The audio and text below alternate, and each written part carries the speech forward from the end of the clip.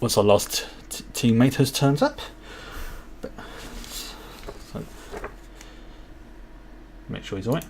Yep, that's good. Yep. So just anyone who's just joined us, we're just waiting for our last person to turn up because there's a little bit of a delay. So I thought rather than delay the stream, I'll start now and just have a bit of a waffle beforehand. And so yes, today is going to be season 1, episode 7, known as Slipstream. Just trying to think out how I can put this without doing too many spoilers. Basically, it involves a new technology for Starfleet, and because of that, as I was saying to everyone who was here before, there is no official, shall we say, measure of how fast Slipstream goes. So I'm going to be playing kind of hard and fast with the rules for that one, which is, it's one of those things, unfortunately. But oh, it looks like he's loading up now, so we should be ready to go properly in a moment, and I'll do the official recap. Just go wait. There we go. As it looks like the screens are adjusting, I'll just quickly pop into the editor mode. Yeah, I've just got to make a tiny little adjustments because everyone's slipped down a little bit, because I've brought in a new overlay which has got everyone's new rank on it. All the crew is now officially lieutenants, which from a gameplay point of view isn't going to be that much, but it's, to use a retail point of view, they are now the equivalent of senior staff on the bridge. So it's they're going to be promoted soon enough anyway, but from this point on it's going to be a bit harder to get promotions. Right, so I'm now going to close the chat window down. Again, for anybody who hasn't watched it before, it's so I don't get distracted and I'm not, sort of going, oh, that's a nice message, or no, that's wrong, or things like that. So I'm just going to close that down. All the alerts are off. Right, ready to begin. Previously on Star Trek Adventures Damocles, the crew of the ship had received a little visit from a little squad of admirals, including a particular Vulcan that Davrin has a history with, and Tira. They performed basically a review to decide if the Damocles project was to go forward. After, around to no less than an hour, the interviews were completed and the Damocles project was moved forward onto its next stage. Meanwhile, a data cluster from the Bendrazi was brought to Deep Space Nine by Kital and her Dominion envoys group, within which the startling discovery was made. The Bendrazi have access to a wormhole, and this wormhole doesn't lead to another part of space, at least not as we know it, if you'll pardon the pun. Space not as we know it. It leads literally to multiple other dimensions. This was the source of their technology and the reason why they had such a increase in power versus the Dominion. One of the upgrades that was promised is now on its way to Deep Space Nine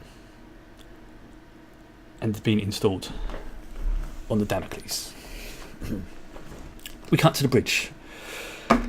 Captain Prua is pacing backwards and forwards. They're late. They're late. They're doing it with style, Captain. You know how those engineers are. Yes, but this particular captain, she's doing it on purpose. She's deliberately doing it on purpose. We have a. She's not your ex-wife, is she? Oh no, she is not my ex. But we do have a history. It's mainly sort of a friendly rivalry, one trill to another, and But basically, the last time we met, we had a small wager that I lost. You may have heard about an incident about a certain lieutenant commander streaking at the Starfleet Academy. Yes, guess who lost a bet? And she has never let me forget it. And the fact that she is the one bringing this new technology to my ship does not please me. Helm, run a long-range scan, see if they're hiding on the edge of the system. Right, what I need one of you to do is to roll for a long-range scan. And I just realised I need to get my notes ready. So, who wants to roll? I mean, Tira has been doing good for the Damocles up until now, so why stop? Okay, scanners and... Okay, that's not weird. That's very weird. So sensors and... There we go. I was wondering why the chat window was open. Or con. So I want to say the chat window is closed when it shouldn't have done. Sorry about this. Okay, let's make sure that's... because it's quite important. Otherwise people can't see what the flip's going on.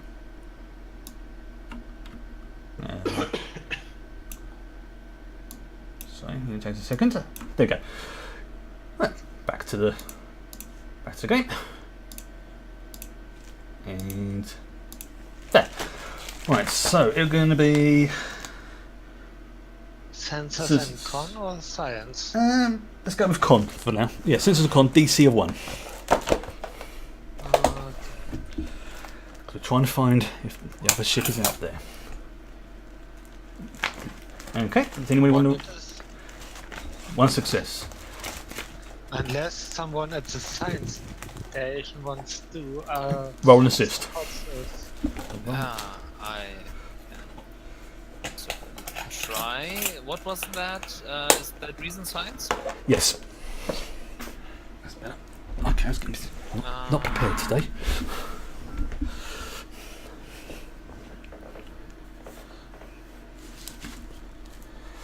Ooh. Very nice. Okay. What did I do? Oh, nice. Oh, yeah. Yeah. Crank those momentums. So there is a ship on the outskirts of the system, the drone system, just sitting there. It is the USS Aventine. Well, Captain, I could get a firing solution on them. Not from this distance, you can't, Lieutenant, unfortunately, and besides, what we are looking at out there is probably the fastest ship in Starfleet's history. Yet. That's what I'm hoping for. I'm hoping to beat that record. Open hailing frequencies. To that ship, please. Would you, Lieutenant? And the captain just sits back in his chair, leans and does a...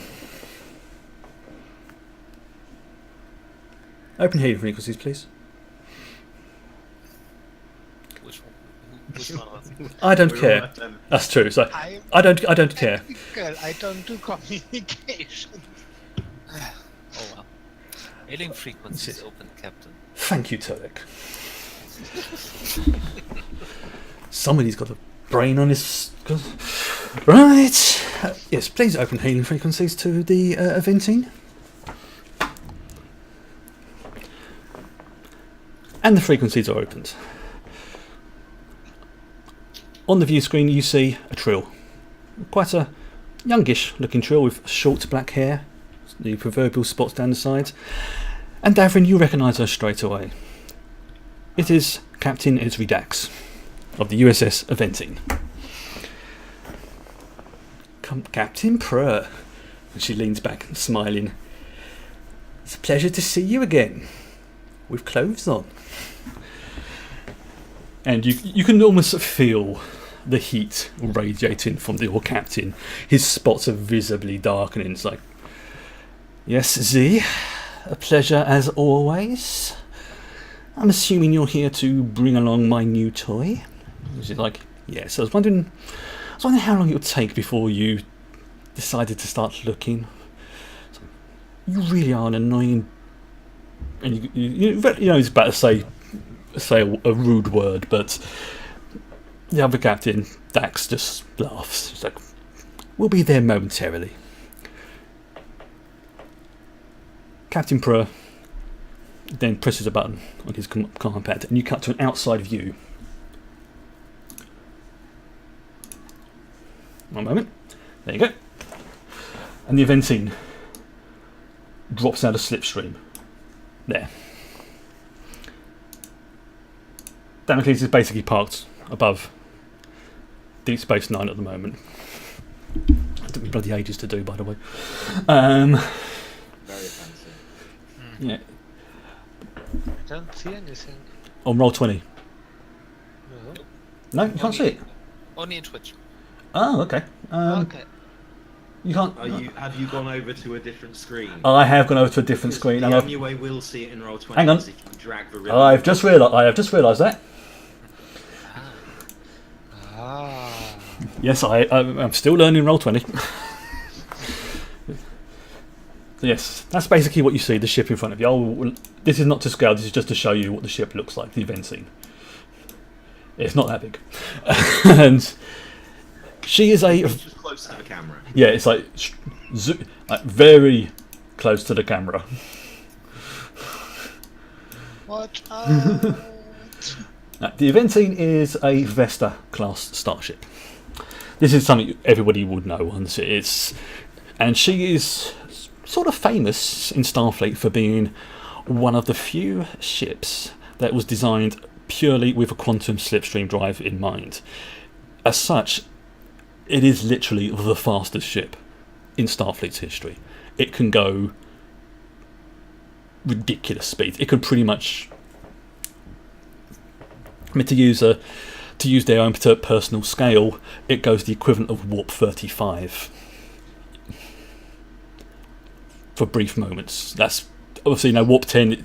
Not counting the old warp 10 barrier. Warp 10 is now the equivalent of like warp 100, and it can go ridiculous speeds, but only for short periods of time. So we're now going to cut to back to the Damocles. You are now in briefing room 1. The vast majority of the Damocles' crew is crammed into this relatively small room. Captain Dax and a couple of her engineers are at one end of the room. You three are front and centre, with Commander Tsing manning the bridge.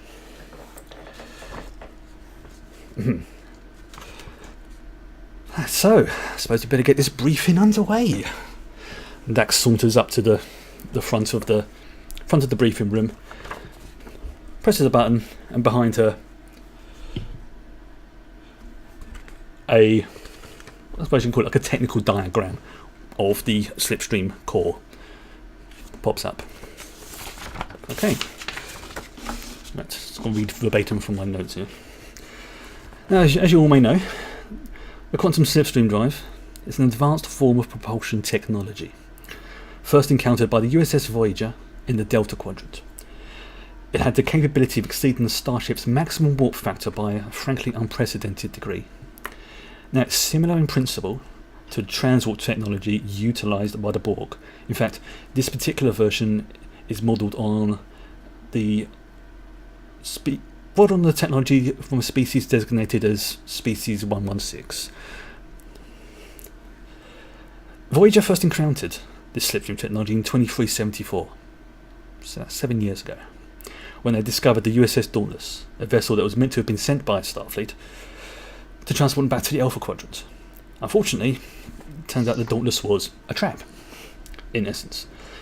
Yet the knowledge gained from the Dauntless and Voyager's aborted attempt to use it, which was interrupted by a rather bizarre message received by 7 of 9, it has proved incredibly valuable to Starfleet. Whilst the technology itself is relatively stable, there is a, shall we say, an upper limit currently to the size of a starship that can utilise this. The Vesta the Eventing, the Vesta class, and the Damocles is pretty much at the limit of what we can do. Also, something to bear in mind, very few ships are designed to take advantage of the quantum slipstream technology. It was a miracle that the Voyager didn't disintegrate upon using it. The Intrepid class, although a tough little ship, not as tough as the Defiant obviously, she says that with a wide smile on her face, remembering her adventures on Deep Space Nine many years ago. Ships have to be designed with slipstream technology in mind.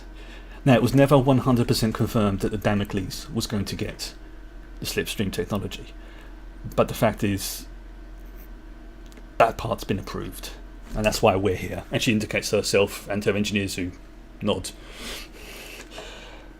Now, this is more for the science people on you.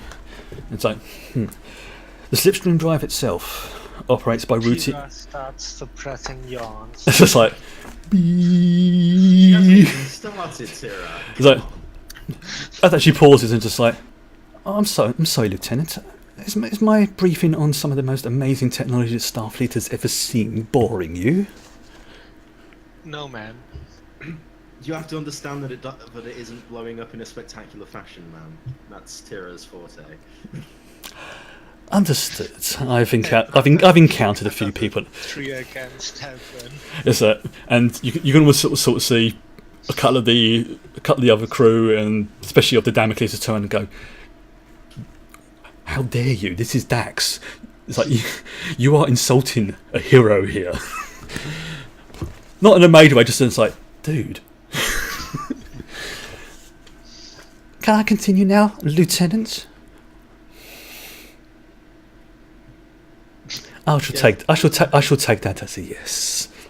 And she just has a wide smile. Anyway, the quantum slipstream drive itself operates by routing energy through the vessel's main deflector, which then focuses a quantum field, allowing the vessel to penetrate the quantum barrier. Now, in order to maintain the slipstream, the phase variance of the quantum fields has to be constantly adjusted, or the slipstream would collapse, violently throwing the ship back into normal space. Now, something I do have to warn you about. Whilst ships like the Damocles and the Vesta are, like I said before, designed with this in mind, there have been incidences with some ships where if that phase variance gets too large, it can literally destroy the ship. We had several shuttles and one Miranda class vessel destroyed whilst we were developing our version of the slipstream technology. This is one of the reasons why it is taking so long to... Sorry, my mind's gone blank there. This is why it's taking so long to integrate the technology into Starfleet ships. There are not so much problems, but there are issues we still have to deal with. We don't 100% understand the technology.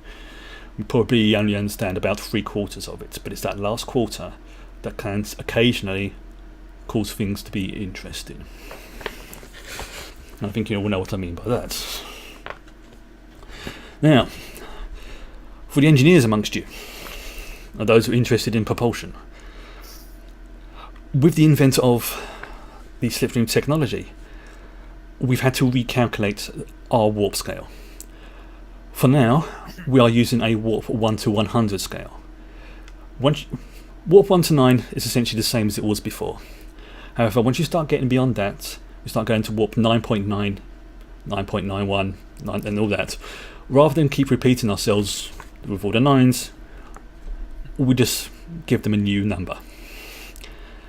Now, the slipstream drive can go up to the equivalent of... She leans over to one of the engineers and goes, "Oh, how fast is it again?" Warp 35, Mum. Warp 35. And it's like you see there's a few of the engineers just go, what? Like, yes, don't worry, it's not. It is quite safe, but well, you'll see. Now there's something else as well. And she turns to Captain Prue. Now, I don't know what your captain's told you. This is off the record, so she sort of stops recording the thing. Me and your captain, we have a little bit of a history. Every time we've met in the past, we've had a little wager on something that's happened, and each time, one of us has lost. The captain last time. I mean, I'm sure many of you have heard about the incident several years ago when a lieutenant commander was found streaking across Starfleet Academy. A lot of the crew start laughing, and you can see the captain is making a mental note of everyone who laughs. Sort of, okay. Even I'm not laughing. So, this year we're going to do something different. Now, it's been a long-standing tradition that when we bring in and install one of these new Slipstream drives, we take it for a test run. It serves multiple purposes. It helps to iron out any issues with the individual ship that it might have. Plus, it gives the crew a little bit of fun as well. And I discussed this with the captain earlier, and he nods with a, I'm going to regret this. We're going to have a little wager with your crew. My crew, with our experienced with the Slipstream technology, versus your crew with your newer ship, which in theory could go faster than the Aventine. And what did we agree over subspace the wager was to be? And again, you see the captain. The loser captain and 3 of their crew must do a naked run around the promenade on Deep Space Nine. 3 of the crew, huh? I wonder who that will be. But the winner, well, the winner has no.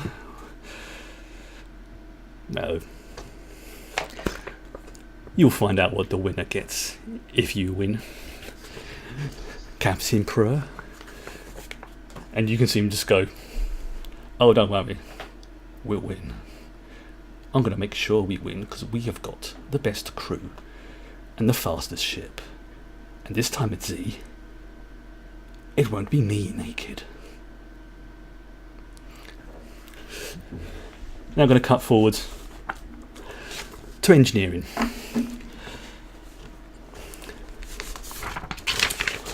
I'm guessing we are doing the run in less than 12 parsecs. Not exactly, because I was told. Cause I still to this day do not know what a parsec is. Okay. Now, this is going to be slightly different. And I'm doing this is out of character, by the way.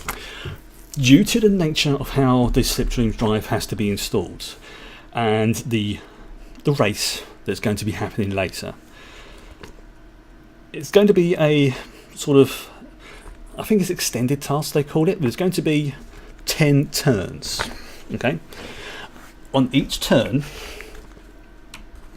you get to take, and this is each of you each get to take one roll or one task. You can discuss it beforehand, whatever you want to do, but this will determine how fully and how properly the Slipstream drive is integrated with your technology. It's not going to turn it off, there's not going to be anything nasty, but basically how well you do here and will go a long way to determining how well you do in the race. Does that make sense? So if you all get, of all 10 turns are bad rolls, you will do very badly in the race. But Yeah. likewise, if you do very good, it will go a long way towards how you win. So, this is where things are going to get interesting. Okay. Now, there's several things that need to be installed first before your turns go. First of all, there's going to be the main quantum slipstream drive installed, the quantum field focus controller, and the chronoton integrator. These are 3 core components. It's what you do afterwards that will determine your score, which won't be revealed until you have the race. Now, each of you can pick one thing to oversee. Basically, you will be making the rolls to oversee one of these components. It's 3 components, 1 each, and you get to make a roll. Each of them are basically, well, DC 3, just to give you fair warning. And they're going to be engineering rolls. Engineering or science rolls. Engineering or science, whatever is your highest. I am very sorry in advance. So yeah, it's going to be. I have 3 good skills and I have 3 bad skills. Okay. Which one's the least important? Let's have Kira oversee that one. Right. Well, probably I'm going to say. I can't even remember what any of them were called. Okay. Well, you've got the main quantum slipstream drive itself. Okay, that would probably be me. Then you've got the quantum field focus controller. That's the thing that. Either or then, really. Yeah, basically that. The main deflector. That's the thing that plugs into that. And then you've got the chronoton integrator, which basically communicates between the two. So that's your 3 main things. So yeah. Now, what I am going to do to make it a little bit easier, especially on a certain Andorian, is if you roleplay this reasonably well, you will get a bonus. If you can do a straight roll, but if you RP it in a way, you will get a reduction in the DC rolls. So, who wants to handle the main quantum slipstream drive? Who wants to oversee that? Right. Well, quantum mechanics is actually one of my focuses. Okay. So yes, that will count towards it. And I have science of 4, so I'm pretty good. Did anyone have like propulsion or anything like that? I've got quantum mechanics and warp theory. It will come and you'll get that as well, because it is a form of warp theory. So you can apply more than one focus card? No, I'm just saying you can choose. If you didn't have that, you can do either or. So yeah. Right. It's not alive, so I don't have a focus. Okay. It might be by the time we're done with it. Oh god. We could ask Archie. Yeah, exactly. Let's plug Archie in. Well, as I say, this is where the future roles come in. It's like, I actually had that idea. If you want to ask Archie for his input, you are more than welcome to. This is, like I say, this is an RP bit. It's Alright. so It will happen. It will happen. Okay, so who's going to go All first? we were limiting his access to the systems. He can. He is limited, but it's nothing to say you can't go and speak to him or over a communicator. And I'm still working on the new The shell. outside, yeah. Okay. Right. And the others do stuff the. Okay. So Devon, Devon will be in charge of the main drive. Sure. Okay.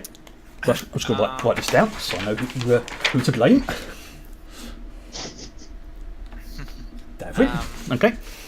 Being the Vulcan, Chodok being the Vulcaneers, is there anything that is very fiddly? Because he would be maybe better suited for that. Probably the chronoton integrator, because that's the two. Because that's the one that bridges the deflector and the main slipstream drive. Okay. So would Tira be okay with the focus controller? Actually, I wanted to take that because it's a very tactical thing to control both, to balance both things. Okay.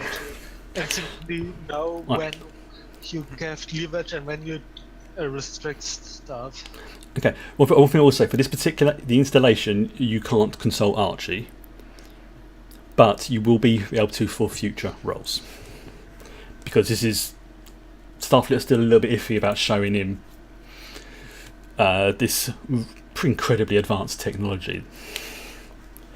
All right. So here we go. First one. Now, Davrin, you're overseeing the installation of the quantum slipstream drive and its integration to the main warp core. So you're overseeing it. What are you doing to help oversee it? Are you? Well, I think given it's one of Davrin's focuses, he's probably taken quite an active role in the installation, Okay. Rather than simply oversight. He's metaphorically speaking, he's got his sleeves rolled up, and he's right in there with the rest of the engineers. Oh yeah, and they welcome your help. It's although they are pretty much experts on the slipstream technology, they don't know your ship. So that's why they are doing a joint operation to install it, because they know their ship, but they don't know yours. Yeah, so he'll be basically taking, he'll be accepting what they say, unless it seems like it would contradict what would actually work on the Damocles, which he knows best. Okay, right. So you are going to make now a engineering, and I'm going to say. Thought I could use science if it was better. Okay, so engineering or science, that's perfectly fine. Which one are you using, engineering or science?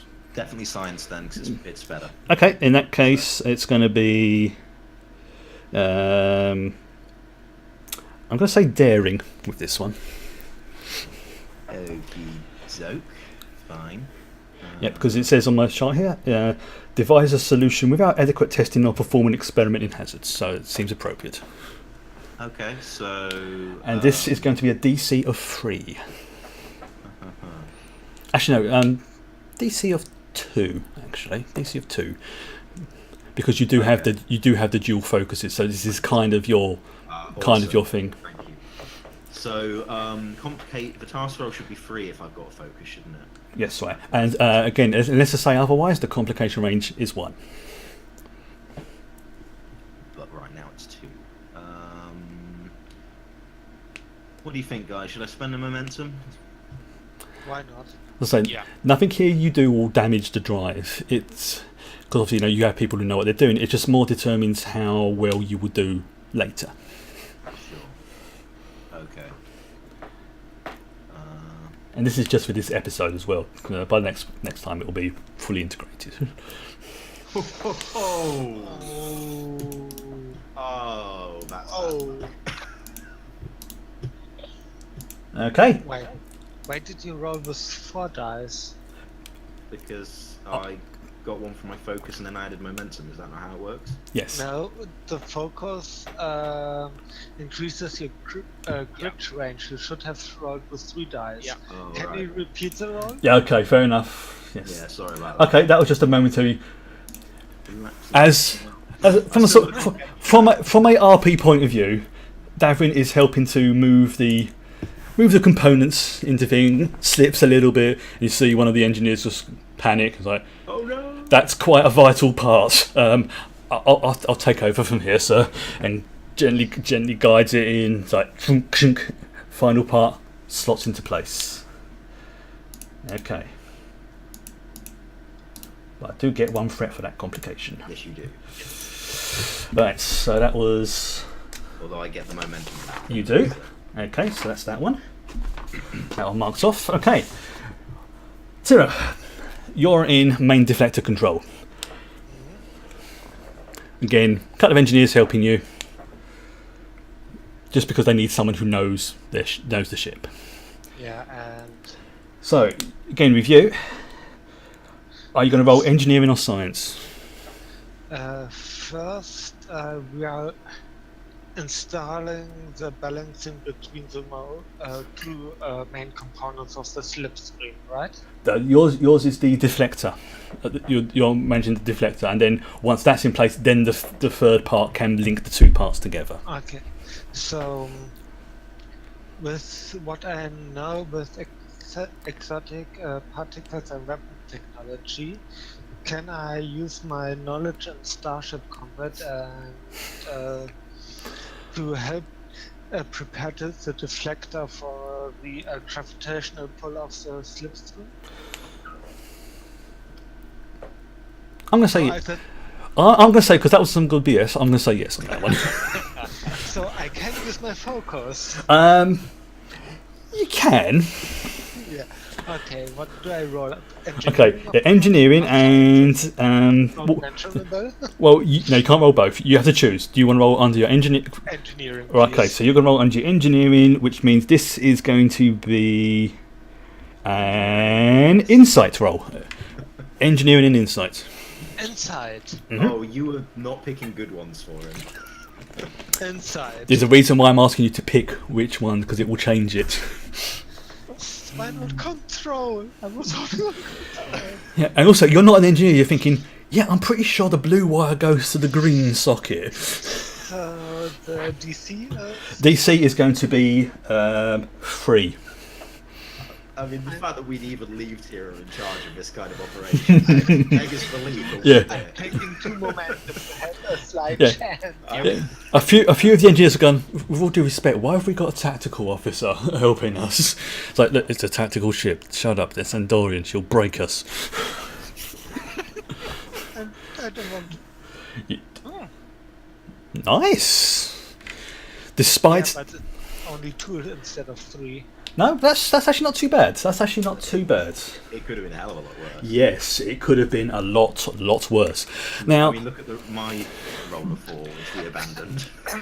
now Fortunately. despite your, shall we say, a lack of engineering acumen, your knowledge of particles and how to utilise a deflector dish, and basically just sort, glaring at the other engineers,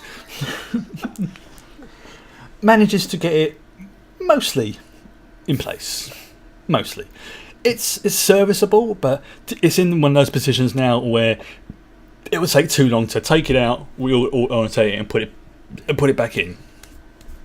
But it is extremely serviceable and usable. It's just you might get a little bit of a glitch later. Okay, so now go to Tolik. Yes. And you've got probably in many ways, the most important role, because what you are integrating. pressure. Yep, the chronoton integrator is what links the slipstream drive to the deflector. Wait, did you say chronoton? Yeah, chronoton integrator. Oh, so okay. Yeah, basically, I'm just making the terms up. I have no idea what it really does. Have a particle that makes up time. So Yeah. Well, that's kind of what it is. You have to integrate everything properly. So, yes. I would have, before that starts, have had a chat with Archangel about communication between synthetic systems. Okay. To maybe get a better understanding how systems or devices talk to each other. Okay. Now, because obviously Archangel isn't 100% familiar with the Damocles' technology, what I'm going to ask you to do, this is a separate role from the main one. I'd like you to make a science and insight role, basically just to make sure, to see if you get the right... Sure. Ask him the right questions, the sort of thing, and if he has the answers. Okay. And that's going to be a DC of 3, again, because, it's not familiar with it, but the complication range is only going to be 1. Can I use my newly acquired AI focus? Yes, you can. Thank you. Because you're talking to an AI. Yeah. Okay, brilliant. Yes, basically what that does is you get the DC of the next roll is going to be down by... Yeah, okay. was this a DC 1 or DC 2 roll? This is something so he's asking... to get the remote... Okay. Yeah, that's fine. Yeah. Okay. I'm getting myself mixed up here. I've got so many different things I've got to keep track of right now, so otherwise it will make a major difference later. Okay, so now you get to roll on to integrate the chronoton integrator, but because of your chat with Archie, the DC has been lowered to 2. Okay. Nice. Okay, I will roll science. Oh, I thought as much. So again, for this one, it's going to be. I'm going to say insight for this one. Inside. Yeah. And I would just to make sure. 1 or 2. One. Okay, yeah, let's say 1, but I don't have a focus on this one. No. I mean, Okay. I'd say 2. 2? Well, I mean, these are like the building blocks that everything else is going to be built on. I would like to get them as right as possible. All right. All right. Listen. Okay, so I'm just saying.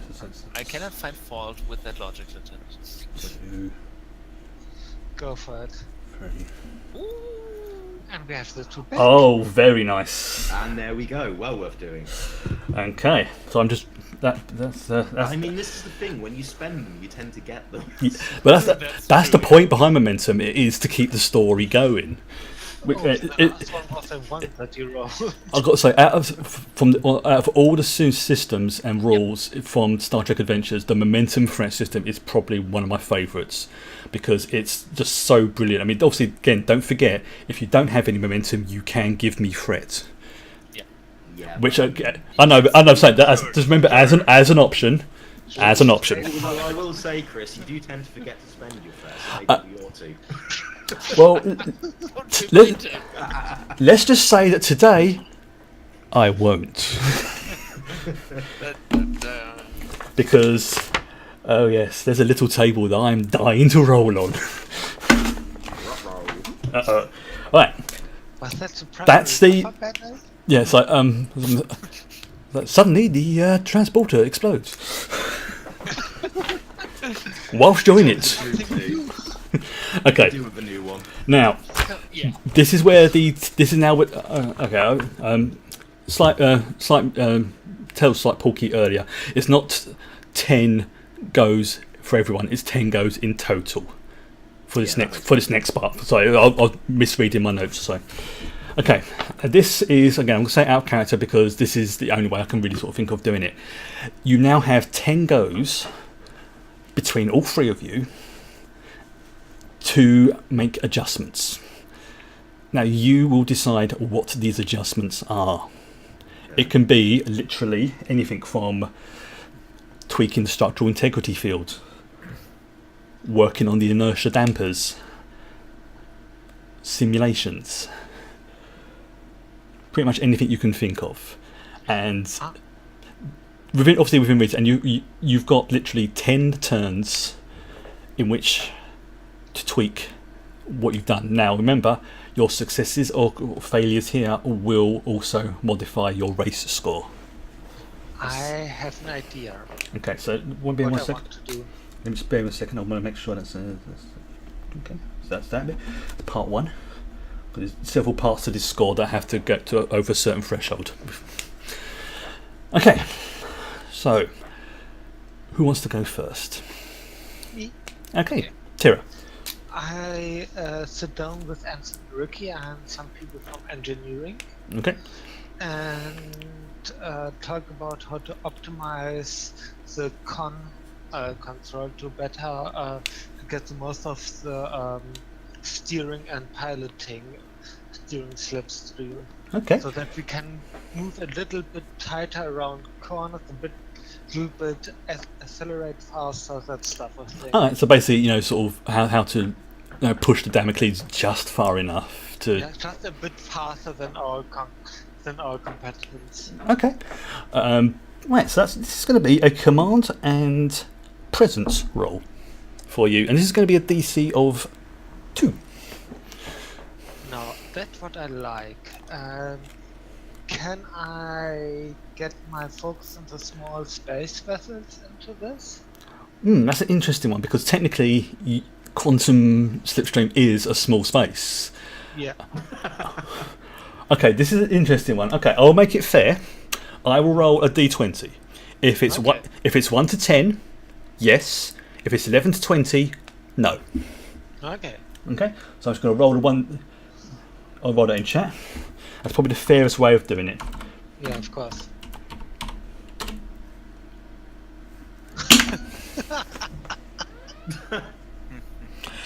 Okay, right. Yep, I'm going to allow you that one. In fact, I'm going to lower the DC as well because that was a 1. So So the DC is 1. no, yeah, your DC is 1 basically. Oh, come on. So And did anyone hear the alert go off as well when I rolled that? Good. Yeah. It's should I take momentum or just the 2? I mean, we are sitting pretty good on this one. Maybe Yeah. let's keep the momentum for stuff we are not as proficient with. yeah. So yes, command and presence. Okay. That is 2 more 3 momentum. successes. Hey. Stuff like command or security I'm good at. Okay. Right. Okay, that's 1 turn down. Nice. Who's next? I would like to program a simulation. All right. So this is going to be. I reckon this is going to be science, and I'm going to say science and reason on this one. All right. DC of 2. Yeah. Straight roll, you guys? Do you think you got a good chance of getting 2? I mean, that's pretty much your thing, It science is. and reason. It is. Yeah. Yeah. Don't have a focus though, but I'd say It's just a simulation, so go just Yeah. for it. Well, we have 10 of these turns, right? yes. So Yeah. Picture this as the montage that's going on, flicking Right. like boom, boom, boom, boom. yeah, Let's gamble on the first few, and then. So we All need right. a good montage song. straight roll. Oh, everyone needs a montage. Okay. Hey. Hey. Very nice. All right. Okay. Who's next? At the risk of showing lack of faith in his colleagues, I would like for Davrin to double check Tira's work. That's perfectly fine. On the basis that he does know that science is not really Tira's forte. I don't know whether I can repair it or anything, but at least if he can find the errors, then we can plan around them. Okay. I will say that looking for errors is 1 turn. Trying to alter them will be another. Okay, fine. So what will the initial roll be? Okay. For you, this is going to. Ooh. Now. This is probably going to be engineering because you're looking over more the technical side of things rather than the science behind Okay. it. I mean, I'm still okay-ish at engineering. And this is, I think this will be an insight one because you're trying to see if. But then what I want Tira to do is make the same roll. We're doing Is that an engineering? yeah, we're doing an opposed roll. So Basically, whoever Okay, gets So how does this work then? basically whoever gets the highest will determine who wins. I just roll now. Okay, so you got to beat 1. Okay. This is basically a level of what Tira's. Alright, well, we did say we were going to gamble on these then. So I've got the focus, Okay. so I won't spend any momentum. Let's just see what happens. All right.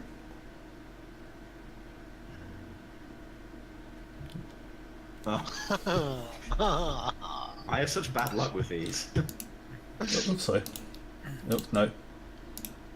Okay. Well, I beat the difficulty at least. We tied. Well, I thought that you were establishing my difficulty. Now you can't see anything wrong with what Tira did. As far as you can tell, the logic that she put in, perfectly sound. Okay. Right, so that was turn 3. Turn 4. I want to, if no one has something against it, to make a tactical test run with the crew to optimize the communication on the bridge, because I know that many stations has to communicate with each other and work together to keep the slipstream going as fast and secure as possible. Okay. Again, this will be a command, and I'm gonna say presence again, because it's more dealing with people rather than the technology itself. And does my focus on security protocols help? Not on this one, no. but it is a DC of 1 because it's a relatively easy task. Should I spend a point of determination? No. Oh, Oops, 1 second. I'm just going to quickly check something on the stream. This is number 4, right? I mean, if you This feel is roll like number 4. it's worth spending it now, I think we should. yeah, it's worth spending because we get but it's a DM's choice. Can I spend a point of determination on my value always protect those around you? Because it's basically to ensure the safety of everyone. I'm going to say yes for that one because that is more appropriate. As you say, you don't want anyone to get hurt. You're basically sort of going around and going, look, when we go to Slipstream, there's going to be some weird shit going on. Buckle up. So we already have 2 successes and now I roll. Okay. 3 successes. On a 1 you said, right? Yeah. Oh, you did that. Yeah, that's that. Your pep talk has basically put the fear of Tira into the crew. Far more powerful a force than And the fear if you of do God. not listen, I smack your butts myself. Yeah, it's that they know you're friends with a Jem'Hadar and that you regularly spar with them, and you've been picking up techniques and things like that, and they don't want to be on the receiving end of a Jem'Hadar wrestling move, which normally involves an arm being. It's normally a lot more violent with blood and things being ripped off. Let's just say that the Jem'Hadar fight to kill; they don't fight for fun. Well, although technically for them, that's the same. Yeah. Fighting, fun, same thing. Okay. Okay. That was turn. Sorry, that's turn 4. So now turn 5. I would like to run a ship-wide diagnostic of the computer system to make sure that the integration hasn't caused any. Any glitches or bugs or whatever to appear. Good call. Okay, so this will be science, and I'm going to say I'm going to let you choose on this one. It's either going to be science and insight or science and reason. I'm gonna go reason.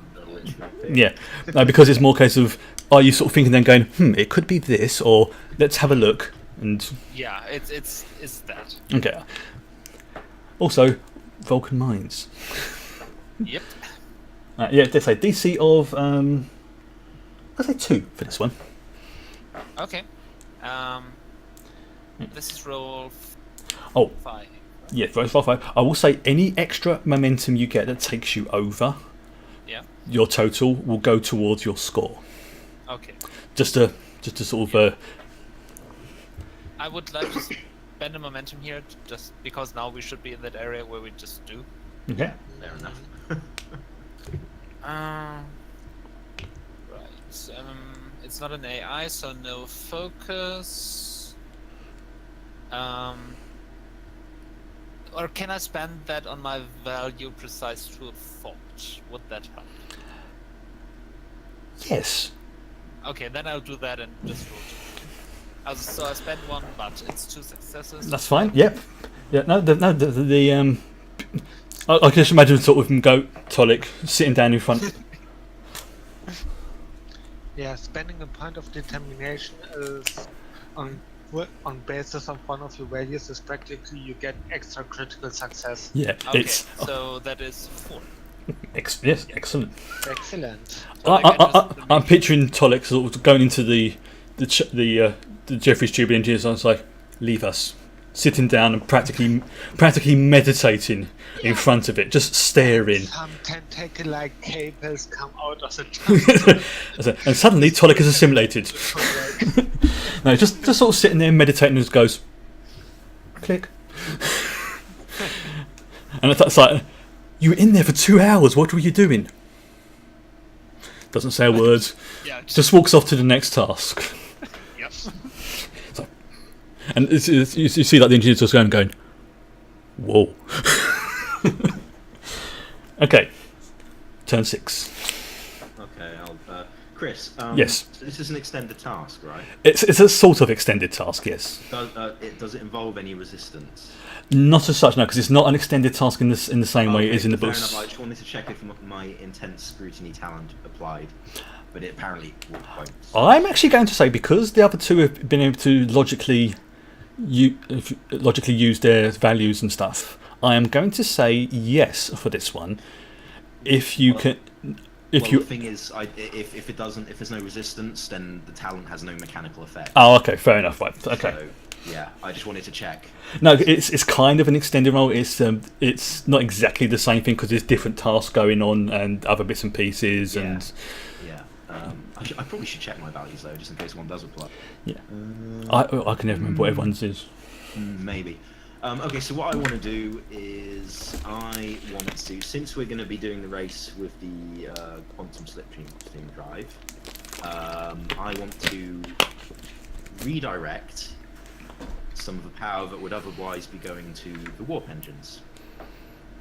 I see. So you want to basically just tweak the flow of power between the engines and the slipstream drive. Yeah, so we can get a more optimal output. Okay, all right, that makes sense. That's definitely going to be an engineering role. Yeah. And that will be engineering and control. Okay. DC of 2. All right. So, The advantage of being a true symbiont who's done stuff like this before. yeah. Yeah. So I'll spend some momentum here. So why not? Yep. So you got plenty. Yeah. And let's see what happens. Really good stuff. You never know. I might save my determination for later. Yeah. Oh, I'm not doing well today. No critical this time. No, you didn't get. A momentum? Not yeah, in. we did. Oh yeah, sorry. Yes. Okay, we roll it. Oh, yeah. Let me roll. Well, I'll just. Yeah. Yeah, we roll it. Oh yeah. No. Okay, so nothing happens. Okay, so it's like, oh wait a second, let's try something. It's like, does he know what he's doing? I don't think he does. No. Okay. Well, you didn't get any complication rolls, so that's good. No. So- That's a plus considering how. Because otherwise that would have gave me more threat. So So, it wasn't a perfect flow. I mean, it's the engineers had to come along and basically counteract what you did afterwards. But there's teething troubles. They were expecting problems like this to happen. So nobody's mocking you or anything, because that's what these tests and everything are for. Right. one last question before I give the rolls over to the science engineering guys. Okay. Do we know already which course we are racing? Which course? Yeah. Oh no, it's course to race? what it's going to be. The Aventine is going to fly to a certain spot and then fly back again, and then you will have to beat that time. So it's just straight Can- lines essentially. It's basically going to be like boomp, boomp. Quarter mile. Okay.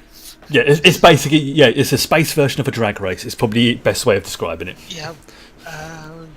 Can I, with the help of Anson Ricky and Archangel, because he knows how to move in space, make the optimal flight plan for Well, that? You can sort of, but a slipstream drive is pretty much in a straight line. Yeah, that's why I asked if we have a certain route or just a straight line. Yeah, no, it's not a route. It's pretty much a case of the event team will fly off in a straight line to a certain point, drop out slipstream, turn around, come back to Deep Space Nine. So we have to turn around. Perfect. So with Anson Ricky and Archangel, I want to lay down a plan for the perfect Andorian drift. You want. Let me just clarify this. You want to take one of Starfleet's most advanced ships with an experimental drive and power slide it. Yes. Yes. Yes, you can do that. Let's redirect the shield so it. Screw this. I'm saying yes. I want to see you pull this off now. I want to see you pull off the equivalent of a power slide at slipstream velocities. So everyone to the left. We are gonna tear apart the entire ship, guys. This is gonna be way worse than transporter room 2. This is why I said I want to see you do this. 'Cause this is gonna be interesting. All right. Okay. Have the help of an experienced pilot and an AI. So what could possibly go wrong? So what do I roll? Okay. I'm sorry for saying that. I'm not going to give myself a new threat. No, that's cruel. Right. So this is turn 6. So what are you doing? Yeah. What do I roll? Okay, so you're speaking with Archie and Ensign Ricky to come up with an optimal flight plan to pull out a, if not a slipstream velocity power slide, but basically drop out slipstream, power slide around the star, and then go back into slipstream. I'm assuming that's what you're trying to do? It's turn 7, by the way. No, it's turn 6. Well, we've been going in order from Tira through to me, so this must be 7. Should be 7, yeah. Oh, you are correct. You are correct. I do apologise. I miscounted one. Okay. Yes, this is turn 7 then. So we just had Would turn that 6. be Terran and Con?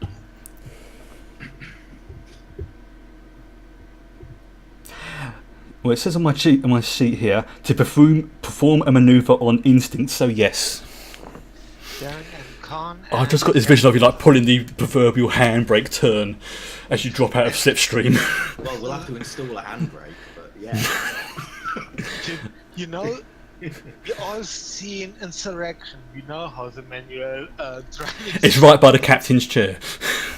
Can I use my focus in small space vessels again? Screw it. Why not? As you're explaining this, Ensign Ricky's just sitting there going, "I'm sorry. You want to do what?" What is the difficulty? This is going to be a 3, because this is not exact. Yeah. I spent 2 momentum. Yeah. Because why not? This is important. Mhm. Guys. No, that's fine. No, do it. I want this. I want to see you pull. Oh, Boom! In a moment of you get all your momentum back. yes. In a moment of sheer brilliance, Ensign Ricky and yourself and Archangel come up with the perfect plan. This is going to be your plan now. Whilst turning in slipstream is incredibly difficult, it's actually a lot easier just to drop out, turn your ship at normal warp speeds, and then go back into slipstream, and it will still count as the same manoeuvre. You figured out that you can literally use a star to perform a slingshot.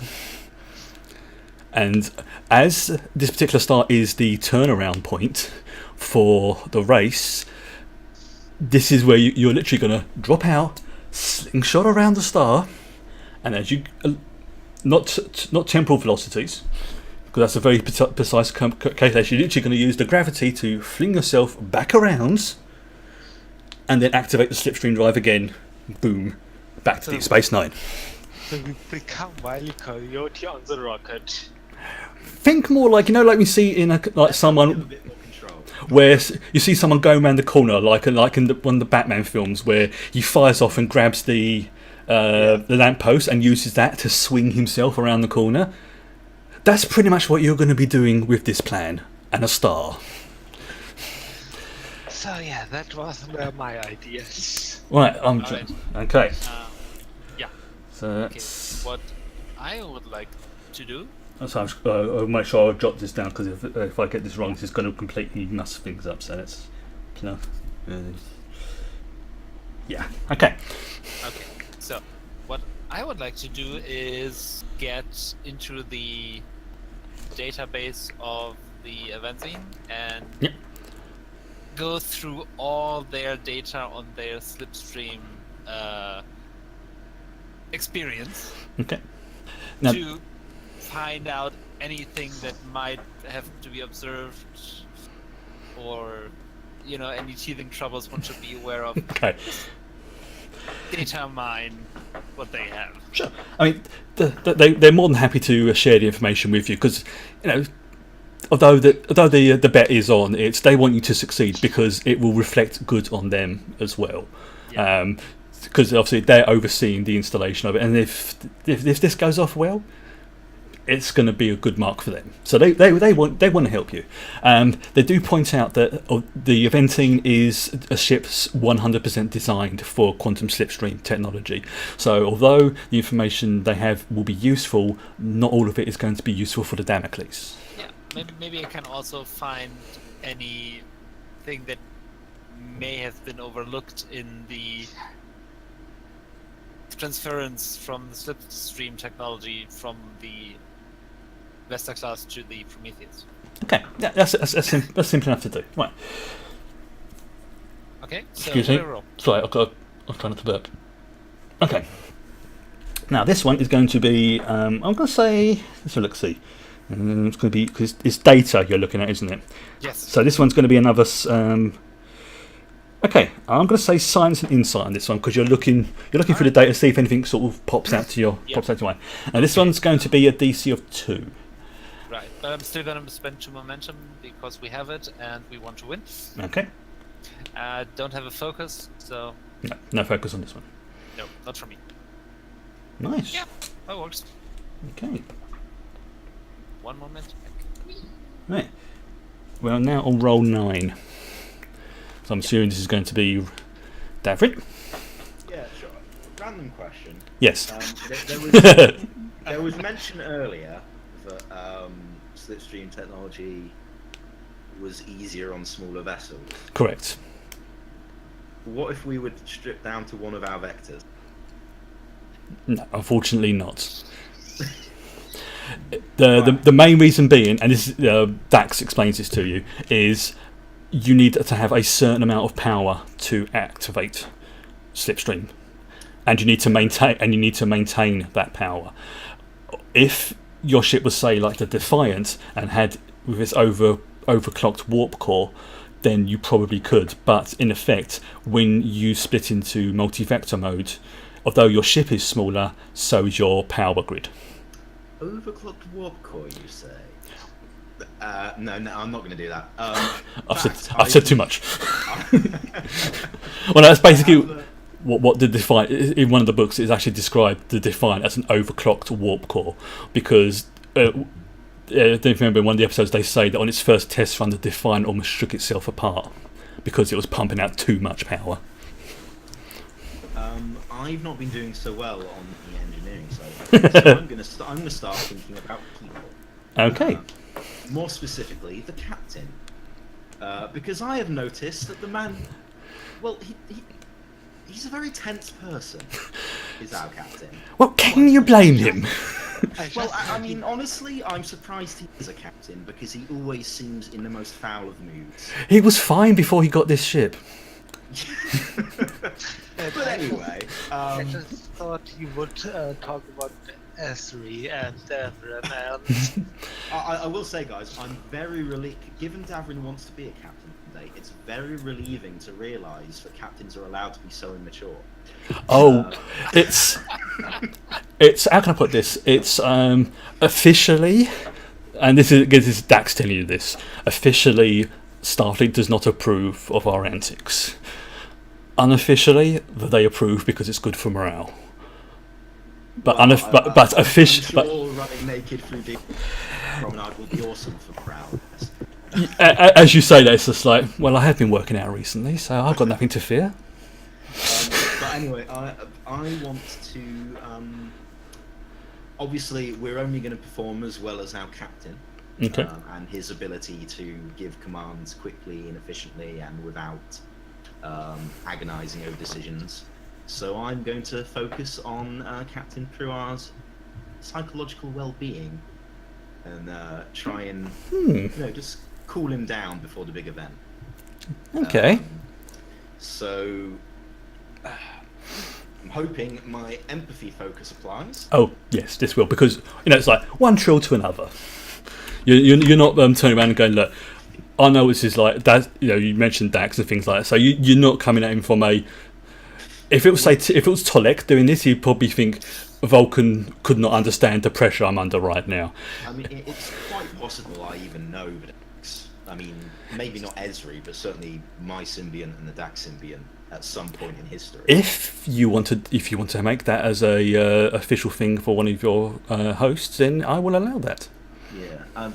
I mean, I don't see why not. Yeah, I mean, Dax is probably one of the most famous symbionts in Starfleet in Trill history.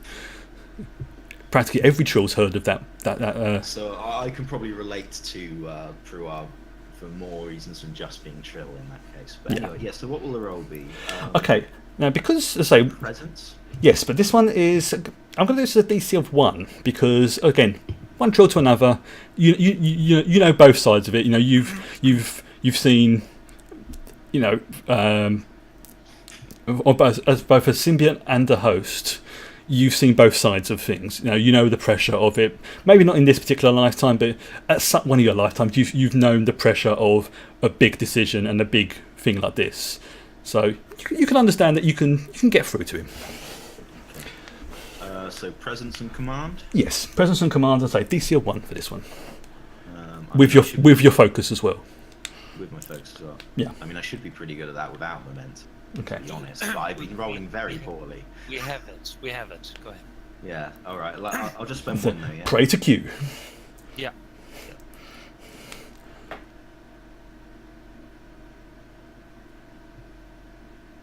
Oh, I got it. That's actually not... Yes. As you're sitting there, you see the captain sort of taking what you're saying and nods and goes, "I have a proposal for you, Davrin. I know you've been wanting to sit in the captain's chair. I'll make a deal with you.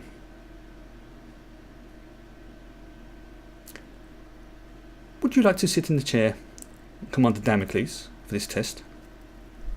Are you sure you wish to wager your potential nudity and embarrassment on me, sir? This is the catch. I will still be taking part in the forfeit, or not as may be, but if you accept this, so will you. Okay, well, from an out-of-game perspective, Yep. that's a no-brainer because it was blatantly going to be us anyway. I know, but it's more a case. There's, I tried to make it as obvious, railroading as possible, but yeah, fair enough. but yeah, it- Davrin's I'm giving you the chance. I'm giving you the chance to, this will be your first time officially in the captain's chair as well. Davrin pretends like he thinks about that for a moment, Yeah. and then goes, he has absolutely no shame here, so he goes, yes, I'll do it. Very well. I shall be, because this amuses me, I shall be acting as first officer on this, as Commander Tseng is not with us today. So, this will be your first command. As a lieutenant as well. And there's like, you obviously, it's like the new pips on your collar still gleaming. Right. Well, thank you for the opportunity, sir. Okay. It's like, you see a few of the other crew just go, "We're fucked." To be honest, Davrin's going, we're fucked. Yeah. To be honest, don't tell Tira that beforehand. Yeah. Tim's still talking with Ensign Ricky about the power slide maneuver. So you're blotting out everything else that's going to Twitch. You think, if we do this, we can do that. You are mentally knees deep in this planning of this maneuver. So you have blotted out everything else on the bridge. Yeah. Okay. I know exactly what happened the last time Davrin had the command. Oh, come on, blame that on me. Sure. You said make it so. It was your choice. I just pushed buttons. It was your idea. Oh, this is brilliant. Okay. As acting captain in that scenario, I accept the responsibility 50% for saying make it so. But you can't shunt 100% about it. Right. Okay. Okay. All right. One This is the last turn, and then so we're going to take a little break afterwards. I would say after all these alterations, Tweaks. let's run another test. I have another idea, but I Okay. need the approval of you guys and our DM. Okay. No, you can discuss it amongst you, but only one idea.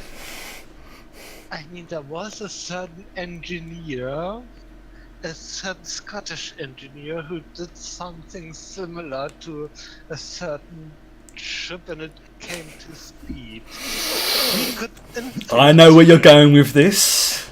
He could infiltrate our certain ship and loosen some screws, and that's cheating.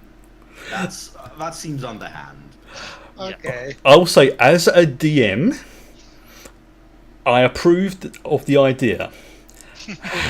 However, I will point out that, as two of your crewmates have pointed out as well, you're trying to keep this fair. The eventing crew has been nothing but helpful to you, and because they want you to succeed.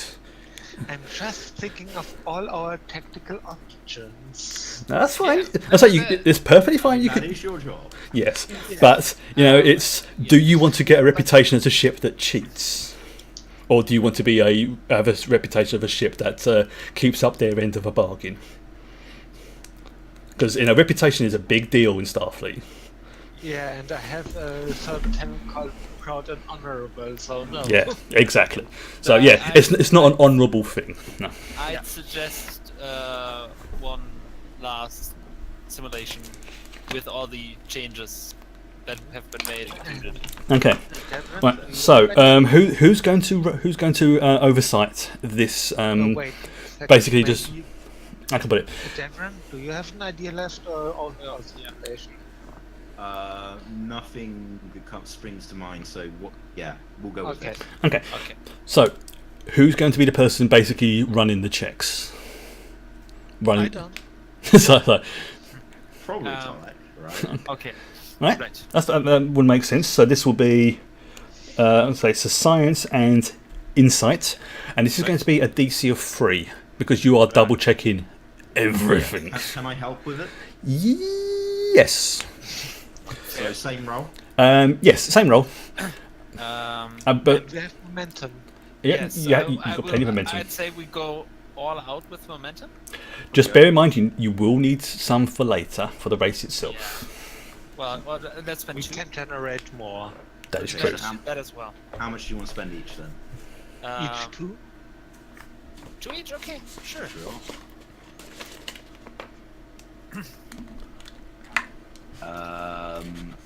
And can I still apply my focuses to this since we're testing? Yes, I'm going to say yes. Only appropriate focus is because you're basically going over your work and like sort of double checking and going like, is this right? Is this right? Is this right? Is this right? Okay. Question for me. Yes. I do have a focus in no, it's not a new invention. Okay, I'll just roll. Okay. Because I do have a focus on invention, but this is not. Okay. Oh well.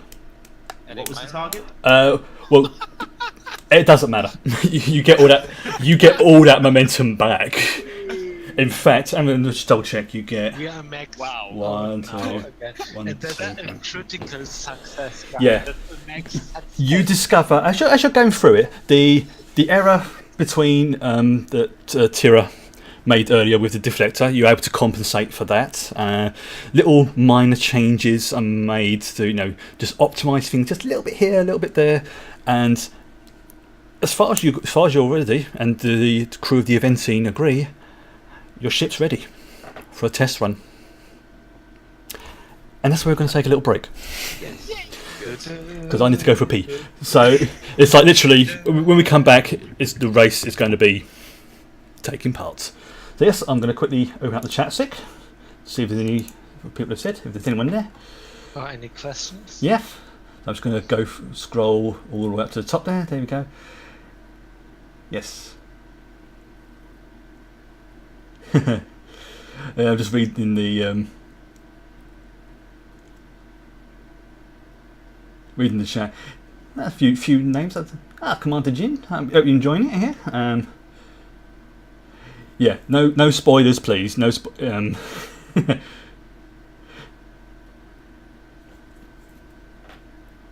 Yeah, no, I agree with what Jim and Rafi said. Just for you, Commander Jin, a basic knowledge of Star Trek is that's all you really need. You know Deep Space Nine. You know what an Andorian is. You know what a Vulcan is. You've got a rough what the Dominion is. As long as you've got as long as you've got a basic idea. I mean, a lot of it is. This is my version of the Star Trek universe.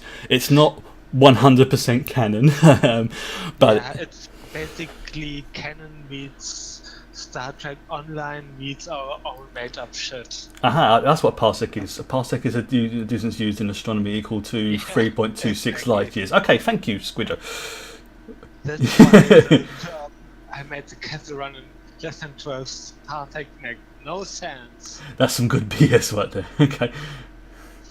There's no friction in space. You warp. No, actually, you can't warp backwards. It's impossible. Because if you change the way the warp things goes, you're simply changing your orientation. You cannot warp backwards. You can only warp forwards. Yeah. If you are going backwards, you've just simply turned the ship around. Even if the ship doesn't move, the warp fields turn the other way. So you're not.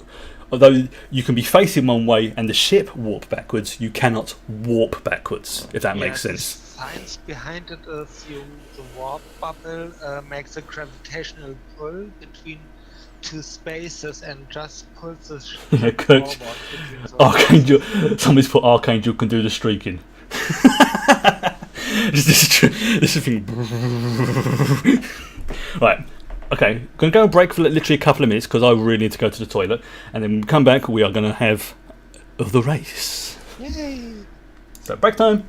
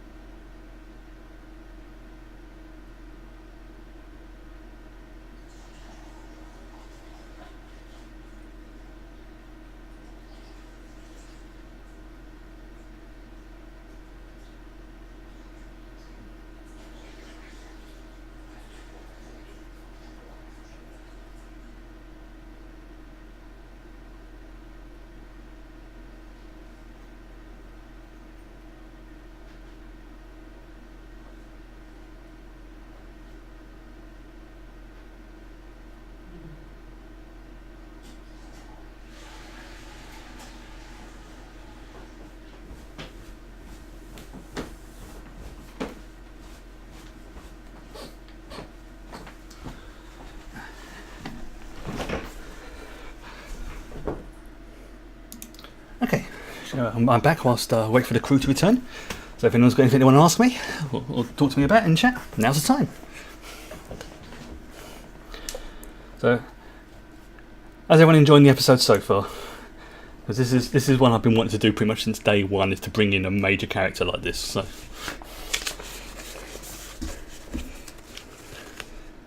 okay, I'm not too sure about that. Okay.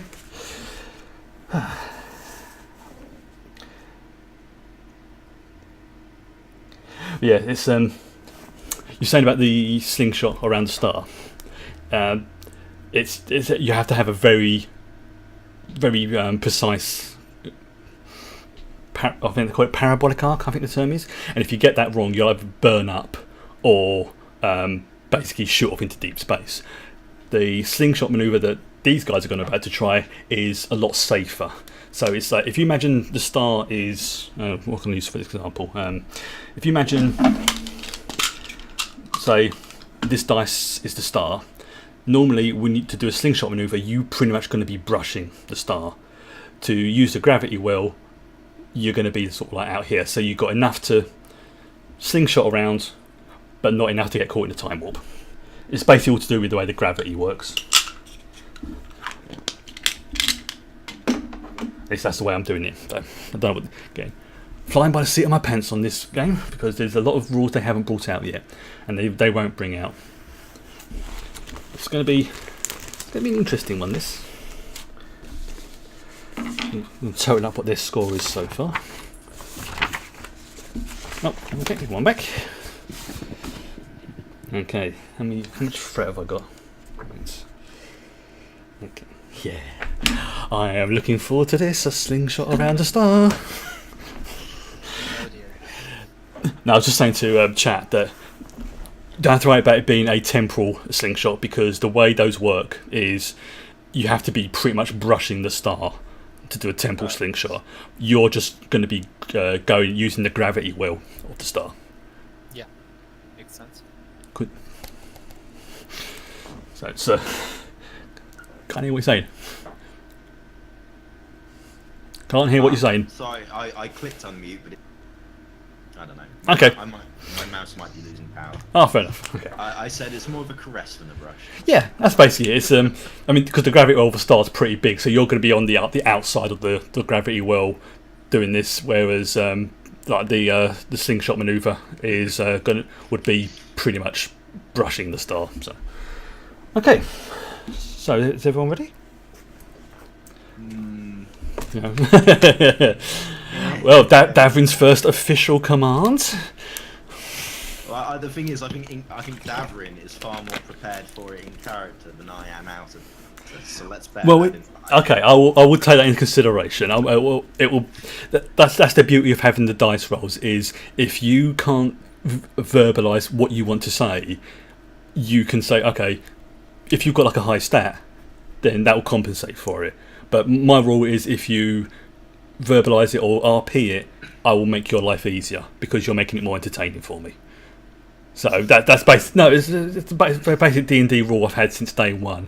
It's gonna. Some people can really verbalise what they want their character to say, but other people can't. So I don't think it's fair to say, like, you're gonna get shit rolled because you can't say what you're doing. But Other systems, other settings, I'd be better, but I'm not very good at the science. Oh, that's perfectly fine. I'll just bullshit my way through the science. Yeah. As long as it sounds good, that's fine. That's the. I have read a lot on Star Trek science. You need something Yeah, I actually, to do the research for this episode, I did way more reading into the quantum slipstream than I was happy with. Yeah, that's Trying to a bit of a weak spot for me. trying to find an official ruling on how fast slipstream goes. Yeah, as some of these in chat just put, I just technobabbled my way to success. So I completely agree with that. Right, okay, so I'm going to close the chat again and going to continue with the story. And I was mentally calling those three the who, the watchman bibble, and that's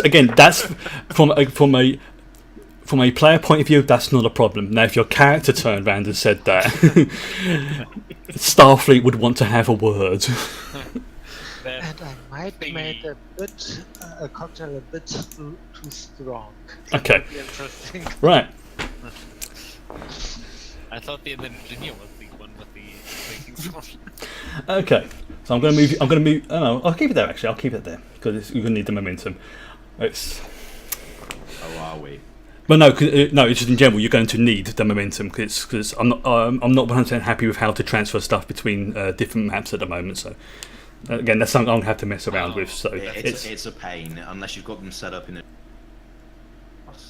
Yeah, that's the only issue. It's because I would love to have it so I can just literally click on a map and then everything transfers over that I marked to transfer over, but you can't do it. Anyway, I'm digressing. Back to the plot. It's about an hour after your last checks. Everyone's on the bridge. There's a buzz on the ship. People are quite looking forward to this.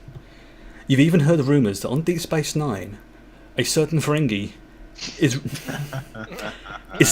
is taking bets on who will win. Damn, I wish I'd have piece of that action. You can do that if you want to. Quark will take any bet. He is a magnanimous friend. If you want to do that, you are more than welcome to. No, I think I'd rather try and win now I'm in the captain's chair. Okay. So, I mean, if you want to put a bet on, you are. I mean, there was a small incident where Commander Kira found out about gambling on the station, but then Quark promised that 20% of all the profits would go to the several charities on Bajor. The Bajoran Orphans Fund. That's one of them, because that's one of the ones that Kira helped manage a lot of. Plus, also, it's basically, Kira's more. Should we say she's chilled a little bit on the years with regards to Quark, and she knows that his heart's in the right place, and as long as she sort of is seen to be disapproving with him, publicly, that's fine, because he expects nothing else. So yeah, That's the way everyone learns to handle Quark, isn't it? that's it. It's his heart's in the right place, but he's just, you got to handle him properly, and she knows how to do it. And there's been a few bets placed on the Damocles to win. There's been a few bet on the eventing to win. And it seems to be about a 50-50 at the moment. And I'm gonna make a roll. Please ignore that. Okay. I want to find something out here. I want to make a choice. Yeah.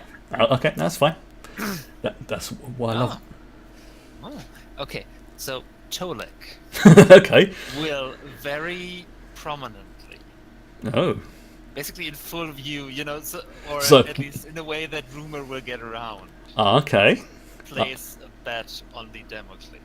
To win. Yes. Ooh. Now, A Vulcan that's on Yeah, it means Yes. something when a Vulcan does it. Yeah, he knows something. And the idea is mostly that word will get around, especially to the crew of the Damocles. I see where you're going with this. Okay, I see.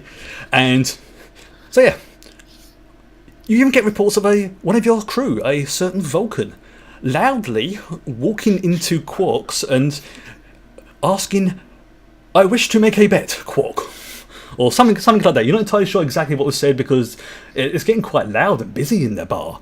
And one of the off-duty crew members wasn't entirely sure they saw that correctly, so they double checked in to make sure the bet was made. So yes, how much did you bet, Tolek? What's the weekly wage?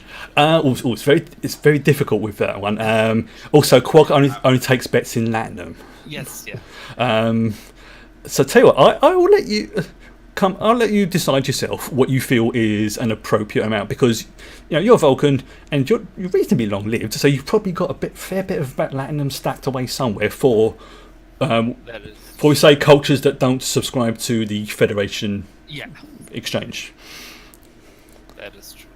and that's pretty much standard for most people, really. Like, Yeah. so you have slips, strips, Yeah.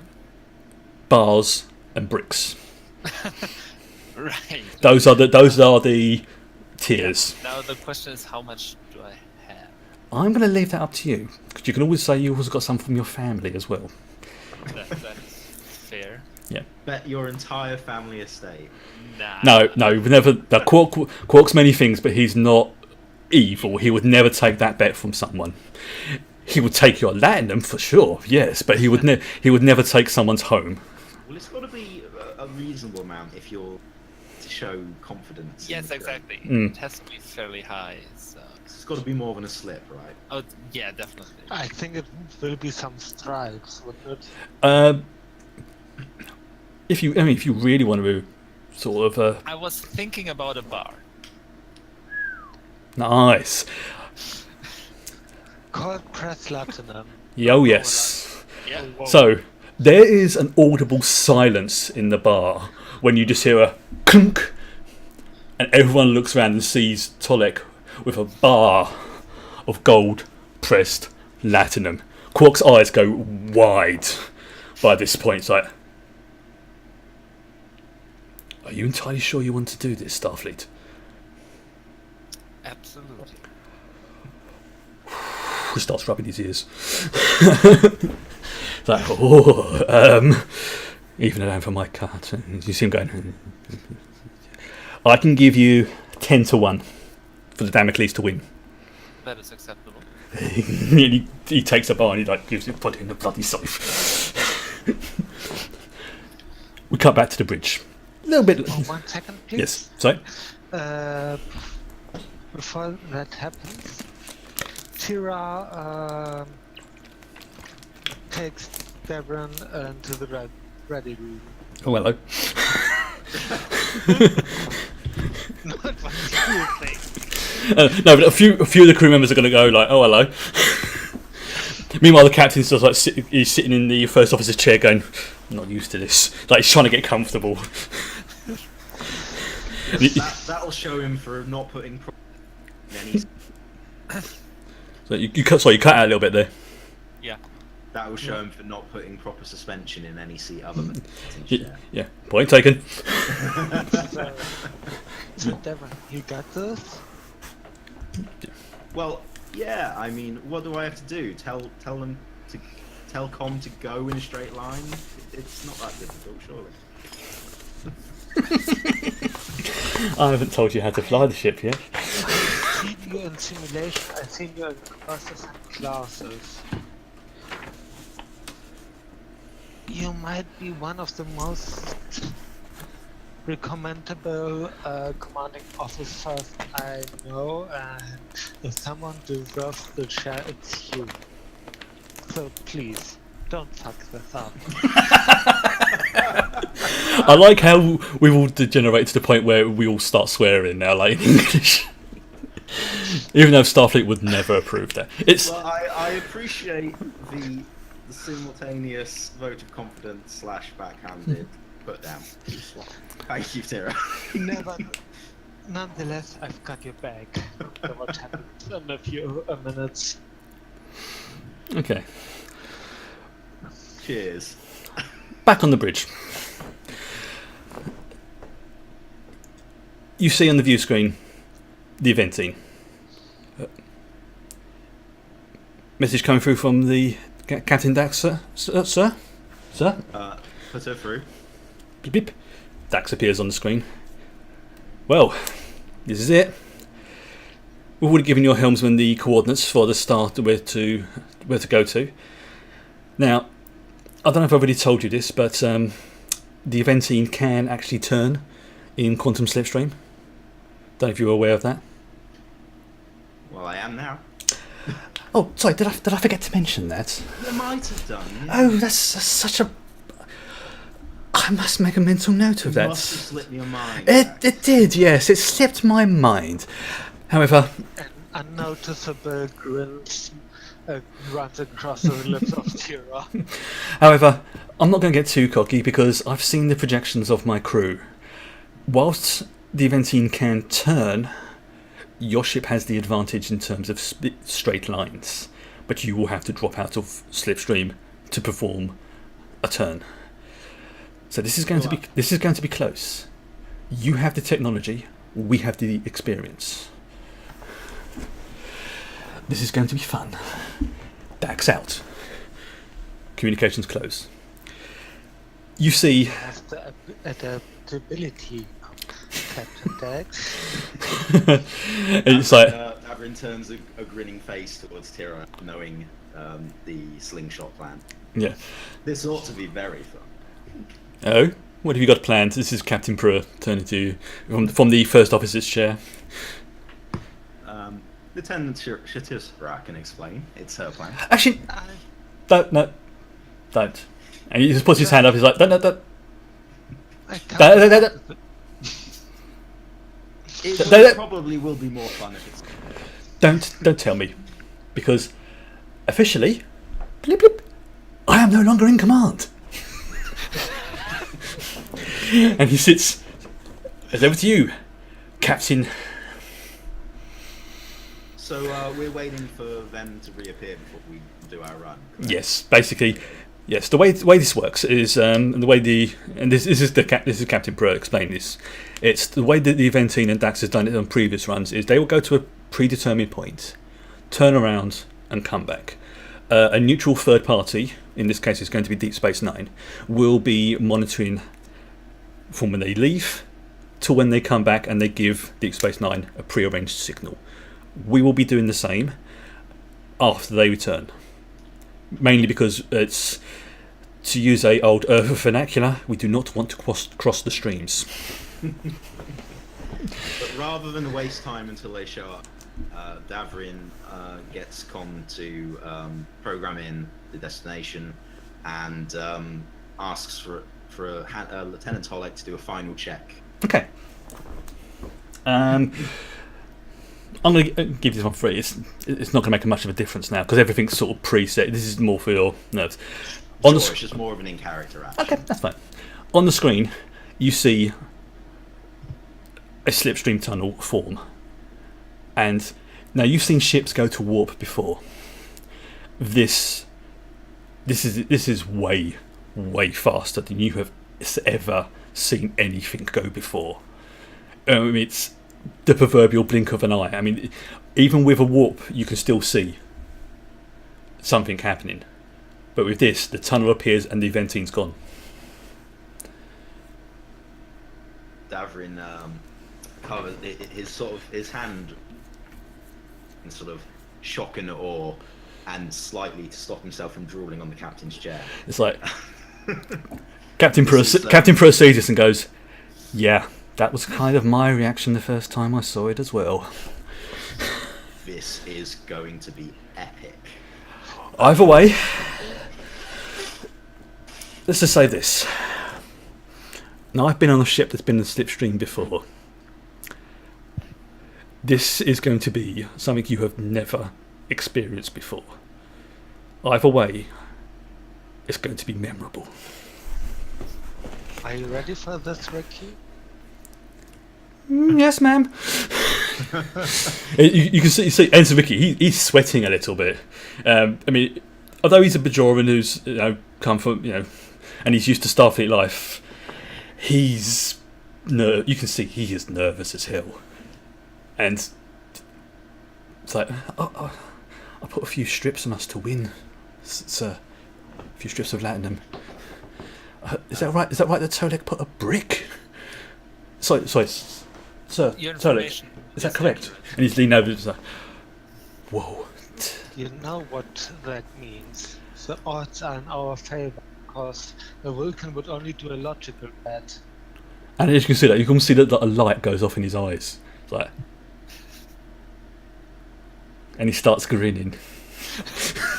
but then it's like, no, I must be professional. You see, he does he sort of gets himself all gathered in a way that makes you proud. It's like, yeah, he immediately, business mode. And Ensign, remember, regardless of whatever happens, this is going to be a lot of fun. Yes, sir. A few seconds later, you see the unmistakable of a quantum slipstream tunnel forming, and then boom, to almost a dead stop, the Aventine, pretty much the spot where she took off from, but facing the other direction. There's an incoming hail. Acknowledge the hail, please. Again, hail's acknowledged, and you see Dax once again on the stream. So, well, we've just sent Deep Space Nine our time. Good luck, Damocles. Thank you, Captain Dax. Either way, I'm looking forward to this. Oh, us too. Gone out. Nods. Gives a little grin. Boom. Right, is everybody ready? There's confirmations from around the ship. The captain's is like, this is all in your hands now. Okay. Activate the slipstream drive. Okay. Out of character for this one, because I need to kind of explain this. Oh my god. Okay, no, this is a thing. Due to the nature of the way the slipstream drive works, you need to have, as a minimum, 5 power to activate slipstream. As a minimum. And to maintain the tunnel, you need to have 10 power. Okay? This might be important later. This is why I'm telling you this now. There's our power. The power for the Damocles is 11. There. We have currently 11 power, guys. Yeah. So for the moment, it won't use power. You just have to keep the power levels at 5 to start the slipstream, and then 10 to maintain the slipstream. So in the future, if you're in a situation where your power's been drained and it drops below 5, you will not be able to activate the slipstream drive. Okay, it won't use this power. It will just need to have it because it's constantly going vroom, vroom, vroom into the tunnel. It's actually ironically harder to maintain the tunnel than it is to open the tunnel, if that makes sense. This is why you need almost double later to keep it going. If you ever drop below 10, Okay. the Slipstream drive will turn off. So this is a resource that we spend power. Yes. Yes. For most day-to-day operations, you do not have to worry about power. It's only if you're in combat situations that you have to worry about it, because that using the phasers would require power, using the transporters would require power, going to warp requires power.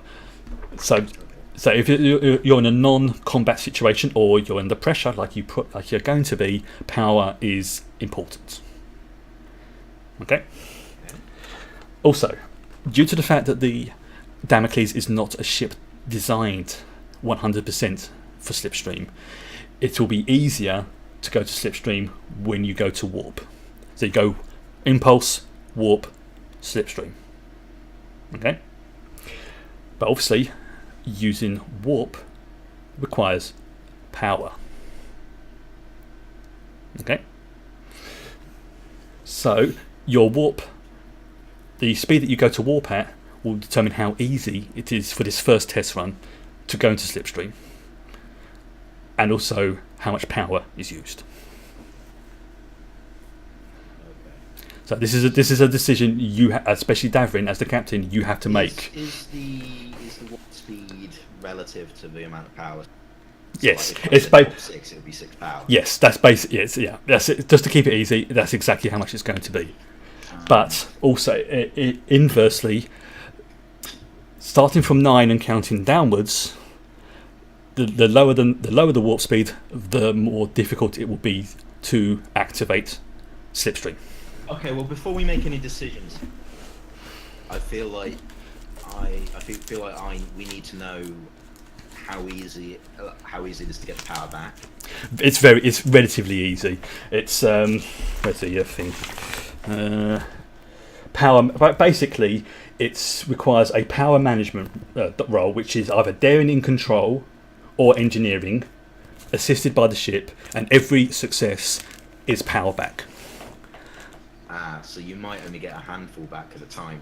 Yeah, this is why I'm mentioning the power requirements now. And we need 10 to maintain. That's actually yeah, that's the thing. I mean, once you're at warp, you can roll to generate more power, but like I said, this is why it's important knowing what warp speed you're going and how much power you're using. Well, I don't know about you guys, but I feel like if we're not necessarily going to get more than a handful of power back from a roll-up, we should pick a low warp speed. I will also point out as well, this is literally only for this first test run.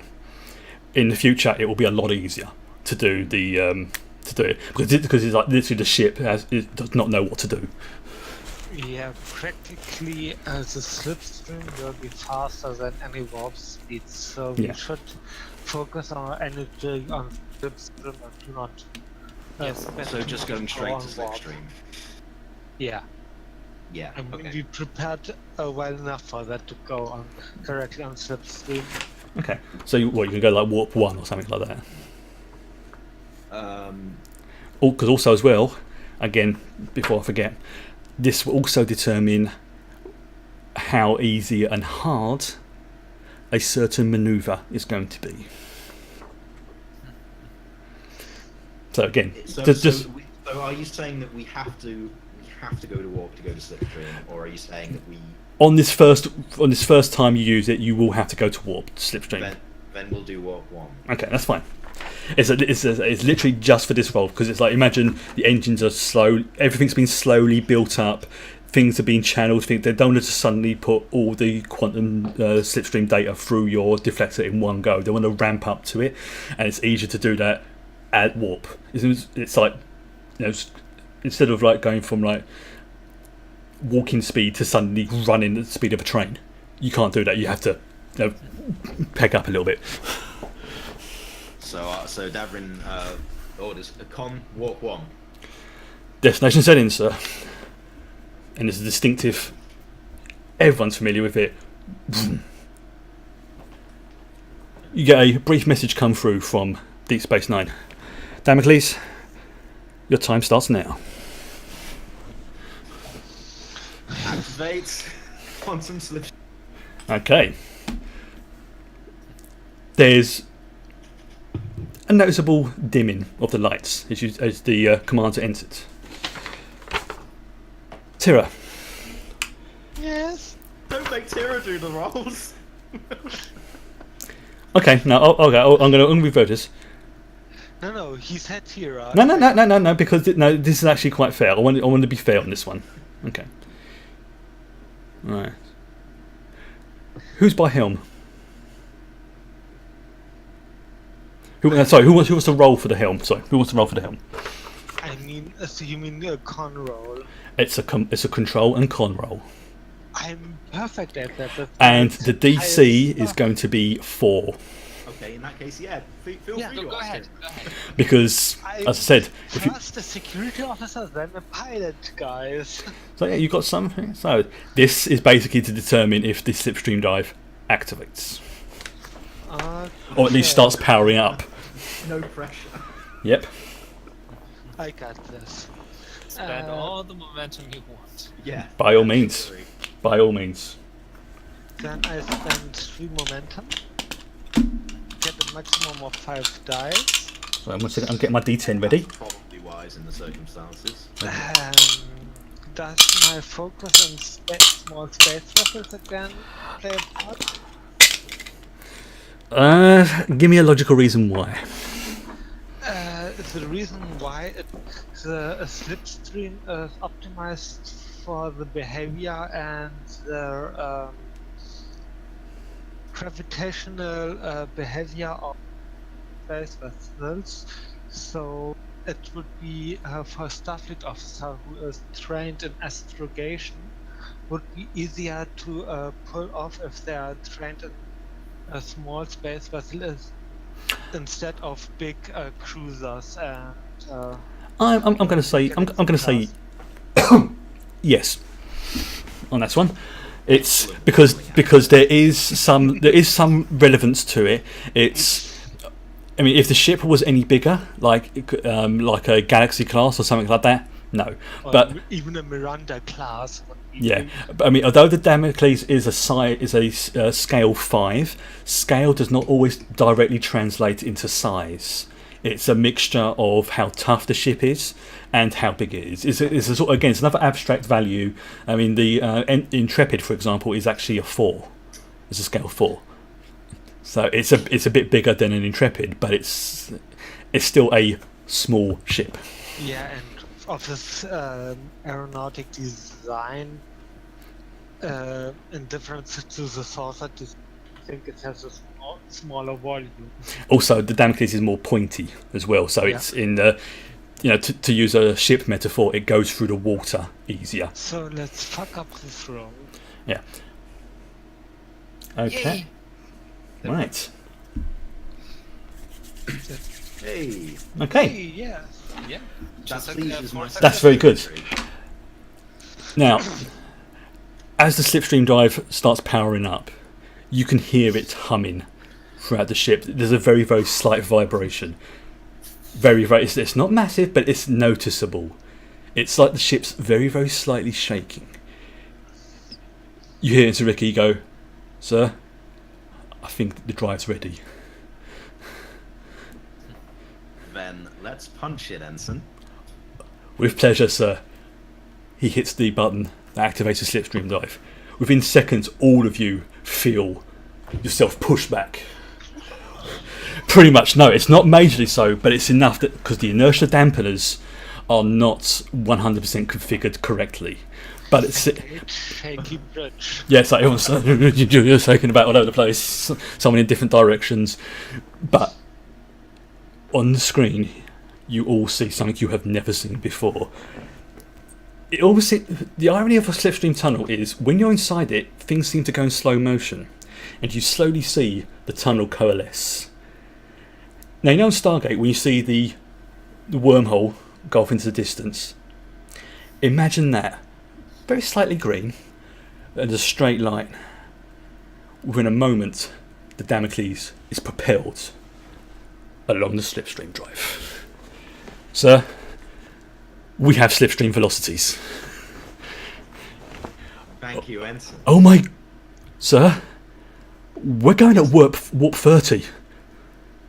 35. I think we just hit warp 40.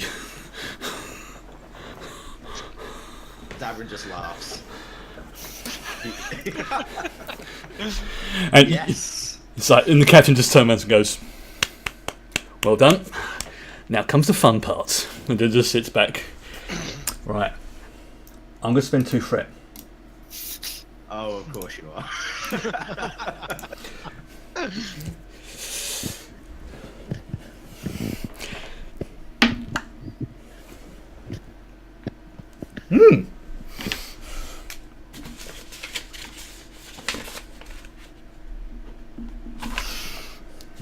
So I've got to jot this down.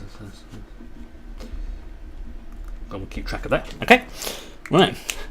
That's your first turn. The slipstream drive velocities. You are going at speeds you have never had experienced before. The ship, whilst it was shaking, is now moving incredibly smoothly. It's an incredible sight. You've all been through the wormhole before, but this is nothing like this. This, you can see the pulses of the slipstream tunnel. Vroom. It's almost pushing the ship along. It's incredible. These are speeds you have none of you have experienced before. I imagine that Tolek is trying to gather as much data as possible from this. Ensign Ricky's got the biggest grin you've ever seen in one of these fights. Those who know him know that if he had the chance, he'd be going, fucking yes, right about now. Okay, now comes the first roll to maintain slipstream. Who wants to make this roll? I mean, I really don't, because I've been rolling and falling. Okay, now, What role kind of... Depending Yeah, on what role is it? okay, I'll tell you, because again, this is information the event team will have told you. This is the sort of techniques you would have to do, so it all passes over. Yeah, I didn't hear that. Yeah, me neither. Okay, Cut out. did I? Yeah. Okay, sorry about that. Yeah, this is all information that the event team would have given you, saying this is what will happen. This is how you kind of try and counteract it if the stream becomes unstable. This is how you would manage your power requirements. But obviously, as mentioned before, they don't know the Damocles as well as you do, so they can only give general slipstream advice. They can't give exact advice for the ship. So this is really up to you to maintain this velocity. Okay. Here we go. There we go. Right, now to maintain it, it's basically a a control and con roll. And the DC is going to be, let's see, it's going to be 3. I guess If it's it's me again. Yeah, if it's Yeah. control and con, Yeah. it's got to be you. Okay. Yes. And also as well, each turn you're going to lose 1 power. Yeah, so we need to work on maintaining that too. Yeah. Every Yeah, you turn. can think of something. I spend a point of momentum and roll again with my focus because I explained it so perfectly. Yep. For all these rolls, I'm going to give you your focus on this one, so you don't have to worry about that because you've perfectly explained it and Okay, and Q. justified. One moment. So Okay, Q. Help me. okay. For Oops. Q's sake. Okay. So what was that? Let me see what was that again? All right, just the one. All right. Okay. Right. Now you're down to 10 power. Okay. So you're right on the edge of being able to maintain the slipstream drive. So can one of us attempt to increase power every turn? Yes.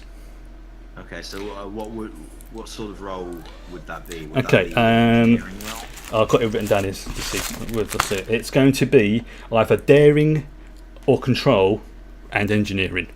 So you will choose whoever is making the roll. You will choose which of those 2 aspects you want to use. Not my strongest suit. Yeah, 'cause I mean, it's I'm like- slightly better at engineering, but I guess it's. Yeah. My daring and control are both 9, so it's irrelevant.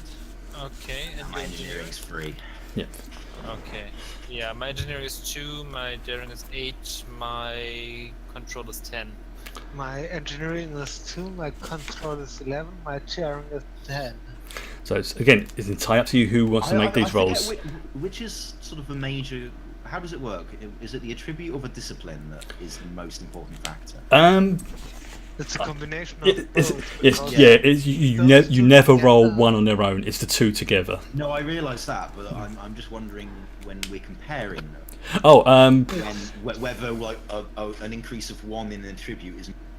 I think it's Or vice versa. I think it's the attribute, because the discipline is basically your training and stuff like that, and the attribute is how good you as a person are. It And might also the attribute can be succeeded to multiple skills. Yeah. I mean, it might have to be Tira again then, if she's got an 11. But you can assist as well. Okay, then Okay. I control and engineering. 2 dice, no focus. Let's hope for the best. Okay, 1 second. From someone. 2 Yeah. successes from me. Okay, Let's- you get Who's supporting? Should I? doesn't Yeah, you go ahead. whoever wants to roll for that one. Both Torlek and Tira are working feverishly to keep the power level. Okay. Oh. Although, Or despite not. Tolek's best efforts, you do not get a lot of power back, but you get enough back to maintain the slipstream drive. Okay. Was that difficulty 2 or 1? 1. Oh. Sorry, I said 2 earlier, but I realised again I've got so many notes I'm keeping track of here. It's I'm making mistakes all over the place, so I do apologise. Plus also, something you did earlier gave you a benefit. So I'll say all those things you did earlier, then now starting to come into play. I forgot to allow for one of the things that you did, so that's why it's now 1. But that might change. Okay. A little bit of a bump, but you still maintain the slipstream drive. As I said before, whilst you're in slipstream, paradoxically, it seems slower than normal. Make another roll to maintain slipstream drive. Sorry, guys. No, That's alright. I'm not going to make this 2. It's originally I said it was going to be 10, but I'm not going to make it 10. I'm going to make it 3 for each part. So it's 3, drop out, do the manoeuvre, and then 3 back again. So Yeah, 10 difficulty was quite. Yeah, it's again. I was looking at the. I was thinking that's the beauty of it. You can just change it on the fly. So I think 3 is a nice amount. So what's the difficulty? Again, it's going to be 1 because of again what you did earlier. I'm spending 1 point of momentum. Yes. Or Shall I assist again? By all means. then, Again, you can uh, always con assist unless I say control. otherwise. That's a control roll. Correct. Con and control. Right. Because you're basically you're working alongside Ensign Ricky to. You're okay. Why? But good assist. But Ooh. Yeah, but you still got a complication. Oh, very nice. Very nice. Yeah. Okay. Right. We've got enough momentum back off that to make it worth it. Okay. I'm going to take 2 threat. Where's my table? Oops. Okay.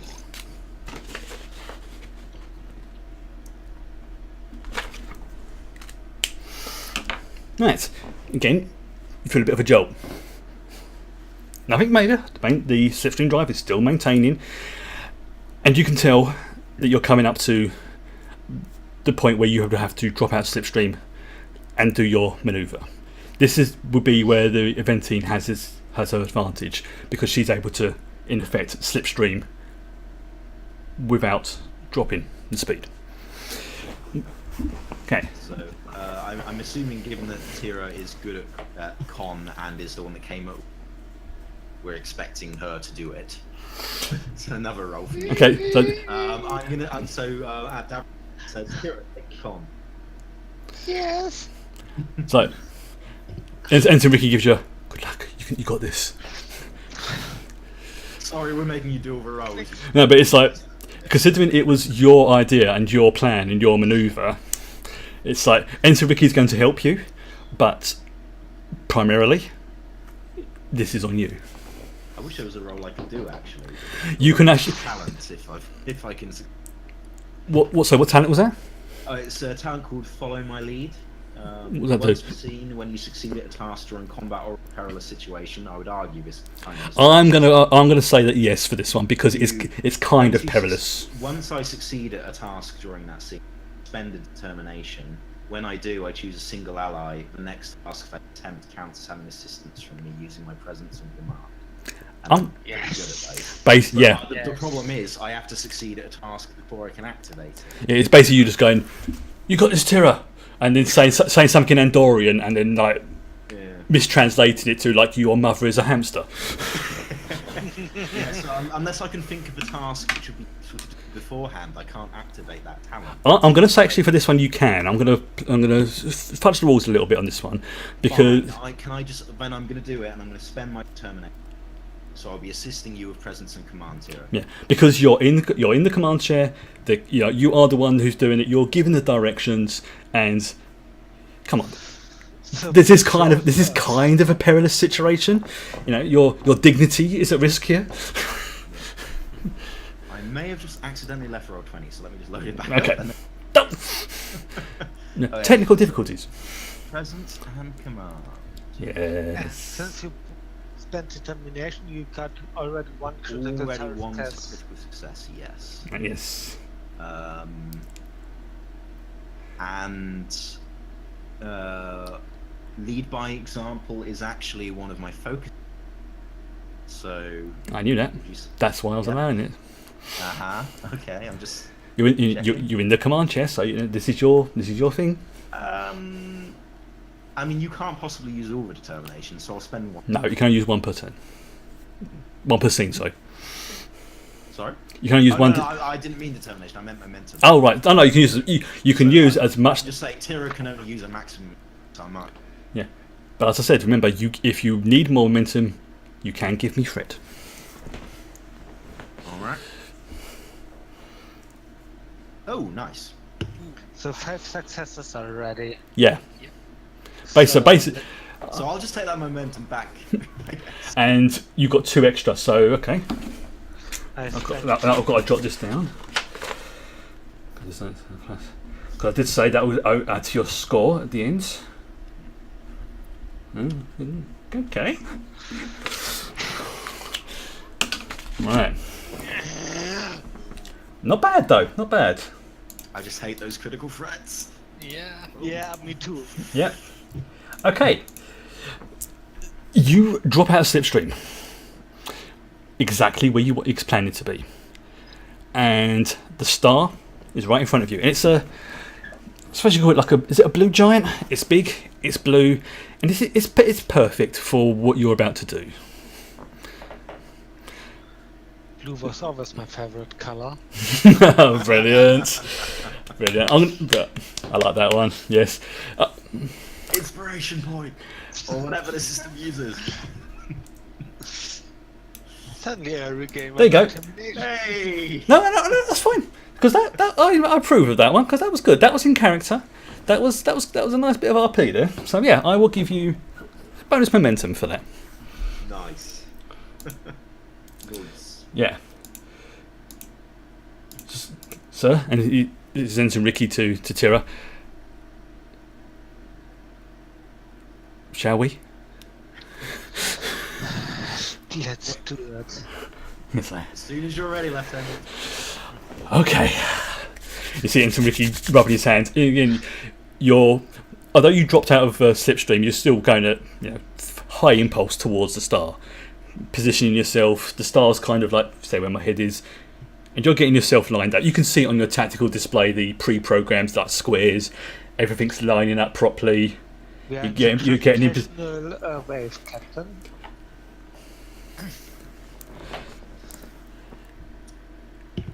I trust you on this one, Lieutenant. Just make whatever happen. Okay. We are heating up and punch it, Ricky. Boom! He hits the command. Right. Who wants to make these rolls? It's going to be a command and con roll DC of 4. It's probably you again. Yep. Yeah, sorry. Yeah. But it can. I will make this easy. Not I mean, easier. I'll you make it are our easy. pilot, it's fine. It can be assisted by the science department Okay. because to represent your calculations, going you need to I go spent, so and so. 2 momentum. Yeah. So how do I? This one for you is going to be a science and insight because Alright. it reflects. Now come on, Todek's still got to roll his assist. Okay, Yeah. this is another manoeuvre that's going to go down in Starfleet history. The second Slipstream maneuver. But in a good way. I really wish we could have more than 6 momentum. Right? Now, just picture this: you're Q floating through the universe, minding your own business, and you just happen to glance down at this relatively nondescript blue star to which a Starfleet vessel has dropped out of warp. No, that's not warp, that's Slipstream. What's it doing? From the orbiting point of view, you see the Damocles going to what can best be described as a power slide around a giant blue star. The nacelles are glowing with power. You are it's like proverbially the ship is pretty much going. Obviously, you don't really feel it on the ship, but this is a beautiful manoeuvre. This cannot be better. This is perfect. Andorian drift maneuver. There we go. That's the name. That's what it's named as. Andorian drift. Ensign Ricky he's blanked out the entire bridge. He is so focused. Tolek, you would be proud. He's in almost like a Vulcan type meditative state. He's just sitting. It's like you didn't even know any better. You swear he's not even blinked whilst he's doing this. His hand is just like do, and they come out. Boom. Heading towards Deep Space Nine and ready to go back into Slipstream. And The Andorian drift manoeuvre performed perfectly. And even the captain just goes, "Fuck me." Davrin looks over the captain and waggles. She's like, "That was what you was planning?" Well, I can't take any credit for the plan, but yes. So do we need to go back to warp? Or... No, because the speed you're going, this doesn't cancel. You just have to activate Slipstream drive again. Activate Slipstream! Command and con roll. Yay! And now I'm fun. Use all the momentum you want. Yeah, this is it. No, this is the home stretch. This is pretty much a straight line between now and Deep Space Nine. This is going to be a free. Yeah, I spent 3 momentum, Yes. roll the maximum number of dice and get 5 failure. Okay. Come on. Come on, you can do this. Remember, you don't know what the eventing score was. Yeah.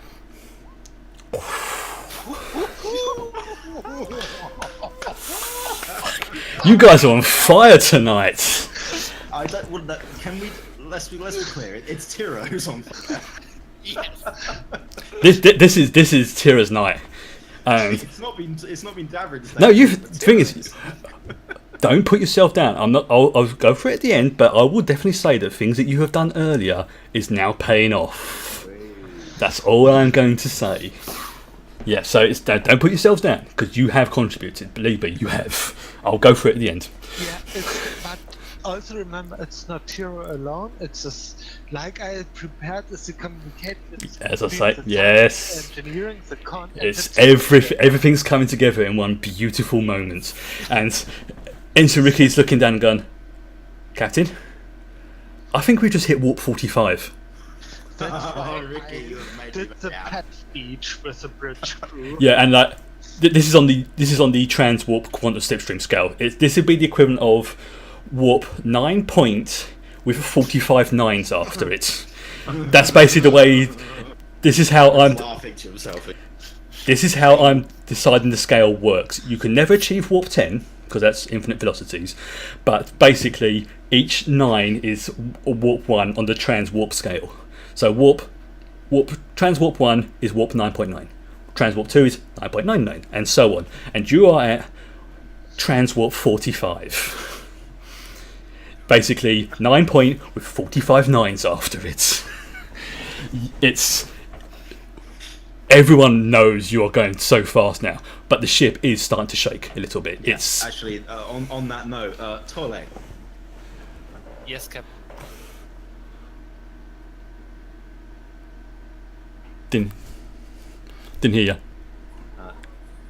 didn't hear who? You, Ross. You. You- Tolek, yeah. can you hear me now?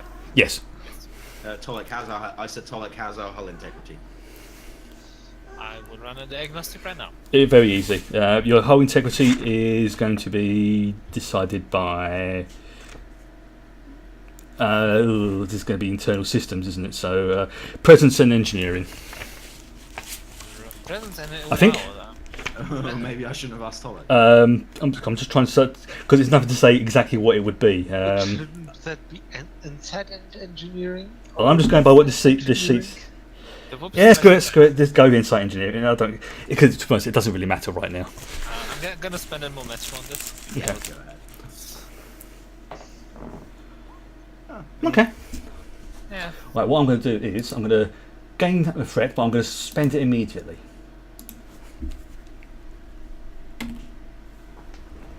Okay. Yeah, you notice there's a major instability in the structural integrity field. You've got probably 2 more turns at Slipstream maximum before this becomes a problem. Okay. Out of curiosity, can we barrel roll in Slipstream and No. get No. out of it? Oh, No. shit.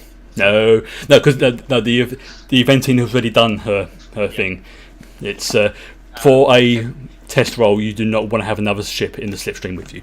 It's too dangerous. Captain, I detect a structural instability, Is which It's all over the ship. Location. All over the ship. It's all over the ship. It's a general weakness to the structural integrity field. Given given that we've been going so very, very fast anyway, could we perhaps sacrifice some speed to increase our shields?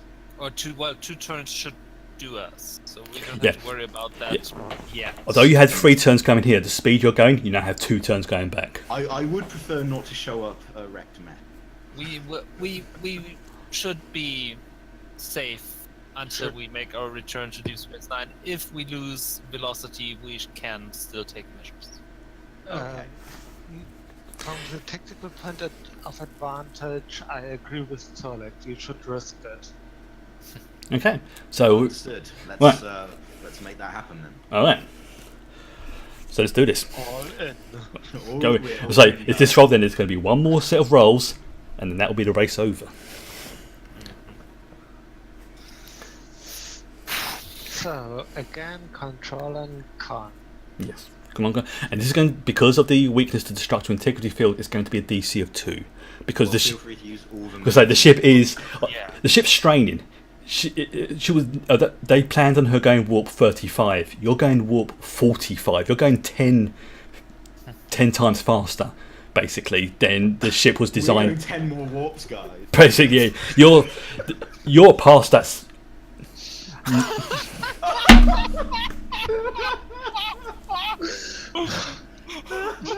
Give us back all the momentum.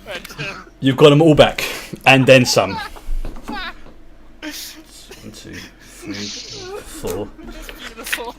This is wow. Note to self: never let the Andorian pilot the ship again. Note to self, always let Right. Okay, I'm going to spend the last threat. Yeah, I would if I were you. Now because you are pushing this ship way beyond what it was the safety margins. It's we know like when you're pushing an engine and it goes up into the red for your rev in it.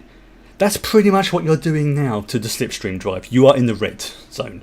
It's if Dax was here, she'd be busting a casket of what you're doing to it. But the fact That's why I will win. But the fact that the ship is holding together. Right. Within moments, despite your best efforts, the quantum slipstream tunnel fails. And you drop out of slipstream velocities. However, you are on the outskirts of the Bajoran system.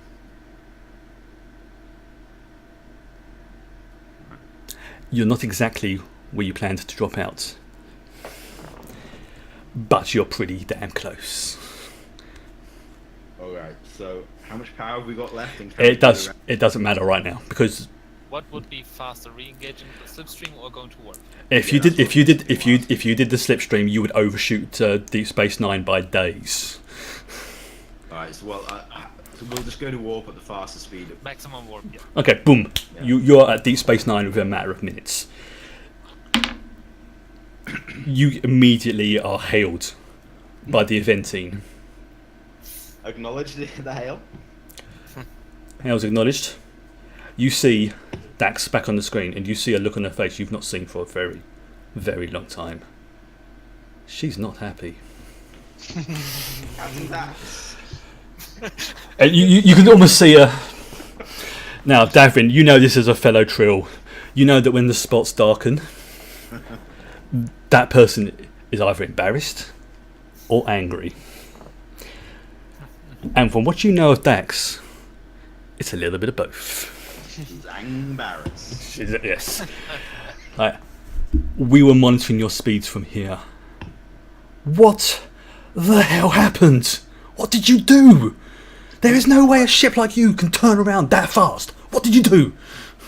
I couldn't. Actually, to be fair, I mean, Davin is a scientist. He probably could explain it. But Okay. honestly, all the credit for that particular plan goes to Lieutenant Shatiz, and she should explain it to you when at her leisure, when you have a moment. I could do it now, Captain, if you want. Oh well, if you want to take a moment, yes. Yes, please do. We just used the gravitational forces of the sun we were turning around to give us extra momentum, and giving a new definition of the term ridiculous speed. She sort of you see her talk to one of a science officer, and again another Vulcan. It just seems to be tradition on Starfleet. You know, all the best ships have a Vulcan science officer, and you see her going. Sorry. Also, the Damocles is the best ship in the Starfleet. You should know that. And yeah, even Enteriki's just going. Oh yeah, you can see him he's doing to the other ensign that's on the view screen. You can see him going. Oh yeah, can you, pal? And she's consulting you like, well, what can I say? We've just got the confirmation from Deep Space Nine. Congratulations, Damocles. You won. In fact, not only did you win, you absolutely trounced our speed. Let me go over the data for you, and this is going to be out of character. Now, this is going to be the score that you got. Wait, bear with me one moment. Okay. Now, it was based on a score of 10. If you got less than 10, the event team would win. If it was a 10, it would be a draw. And if you got over 10, Damocles would win. Do you know what your final score was? I'm guessing it's closer to 20. It was 17. Hey! And this was based on various factors. What you all did to begin with had major impact on that score, because each one had a value assigned to it, and how well you did transferred that value to your score. The only one you sort of failed on, well, not even failed, you got a reduced value on, would be the quantum field focus controller, and that would have got you 3 points, but you only got 2 for that. The main quantum slipstream drive got you 3 points, and then everything else built up on top of that. Then comes the jump into slipstream itself. You pretty much aced that. Again, the extra momentum that added to your score. Then there was the Andorian drift. when I was rolling the dice, each time I spent the threat, there was 10 options that could happen. For 2 of those rolls, you got a speed boost. Yeah, So we are just some lucky bastards. very lucky bastards. More or less describes our entire experience. There was, Ambling through the galaxy, somehow not you're all a bunch of getting idiots. promoted instead. That's it. You're all a bunch of idiots. A bunch of lucky fucking idiots. But to give you an idea of some of the things that could have happened on those manoeuvres, you can have power fluctuations, which you had once, an integration issue, which would have negated some of what you did, quantum instability, which was the last roll you had. But honestly, even if you hadn't made that roll, you were going so damn fast, you would have got back anyway. This was just to see if anything else happened, like if the ship suffered any damage or anything like that. So you you lucked out on that one. There was also a possible course correction, which would have had a major drop in your score, like 10 points major, because you have to stop, find out where the fuck you were, and then reorientate yourself to Deep Space Nine.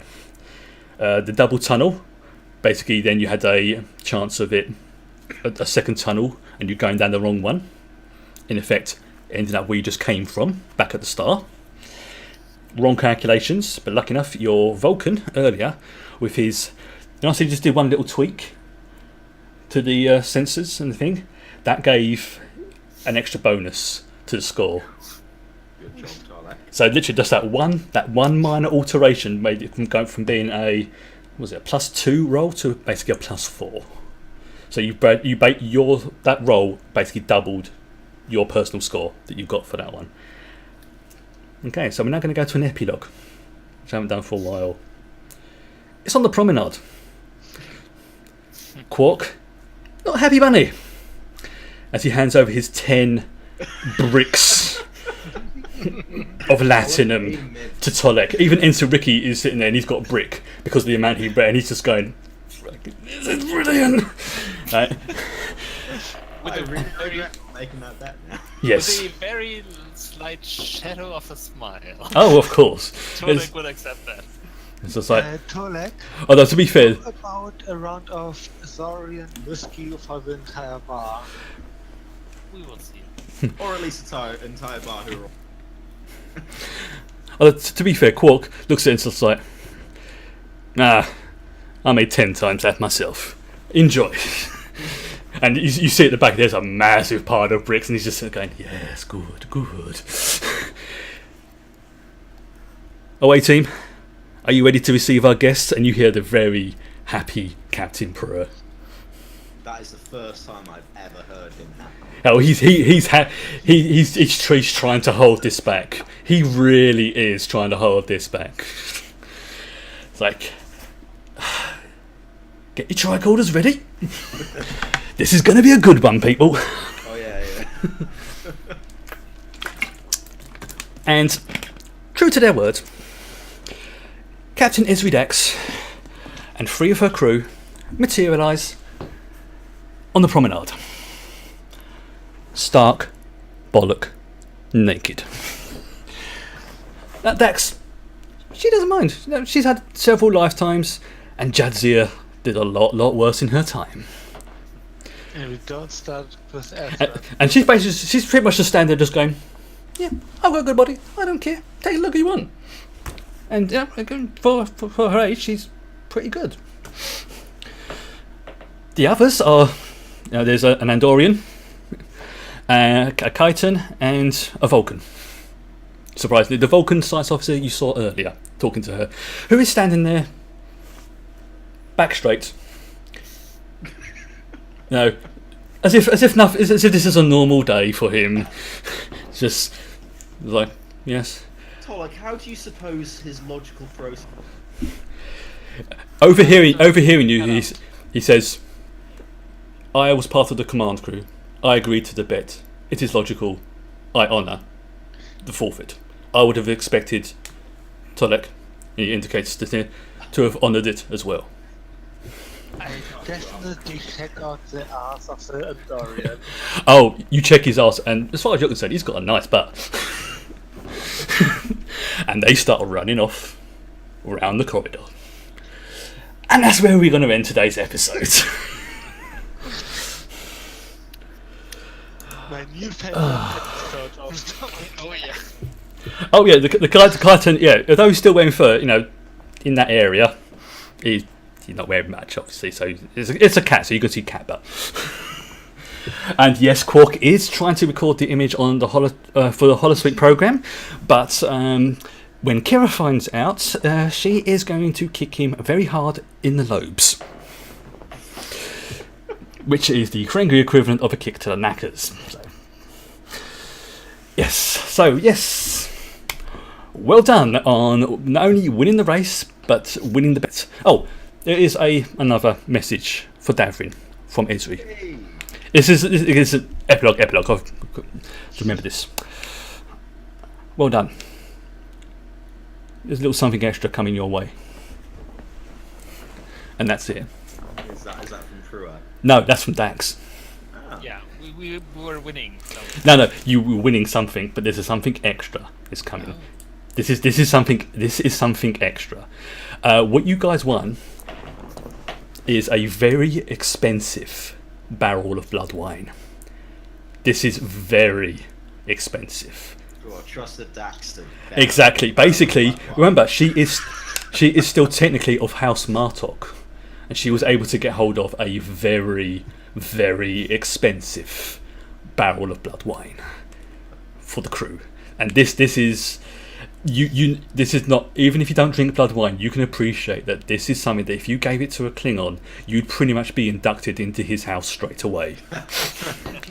Well, 20 is a 23, a barrel of 2309, probably what is considered to be in blood wine enthusiasts the best ever.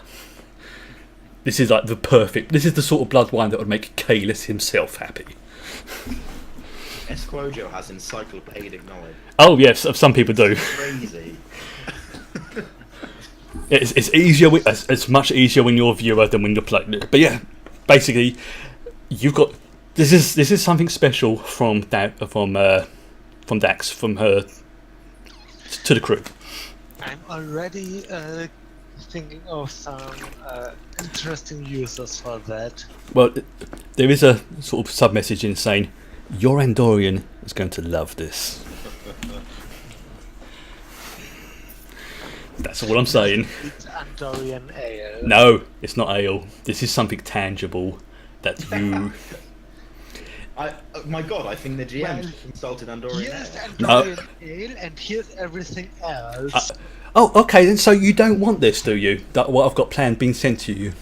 Well, I want it. Oh, the I want my extra, something yeah. extra. You want this something extra. You don't want these Klingon disruptors. I mean, I won't For- even know if I For one of the shuttles. Yeah, go on then. They're basically offering to pimp out one of your shuttles into a fighter craft. Oh yeah. I mean, no, whatever. Davrin's no pilot, he doesn't care. No, but Sure. to say this is definitely something the Andorian would like. Yes. A pimped out, basically a fighter shuttle. Yep. So, could come up with some uses. oh yeah, this is something that's going to come down later on down the line. It's not going to be next episode. It's not going to be the episode after that. This is something that's going to happen Yeah, of course. for much further down the line because of reasons. Well, I figured out as much that we have some bigger plans. Oh yes. Let's see, Chateau Picard exists. Andorian ale can suck it. Ooh, ooh, them be fighting words. Right. Now, It's like this- Paris for the first time in the Delta Flyer. okay, now this is for anyone who's watching. The next episode is provisionally on April the 28th.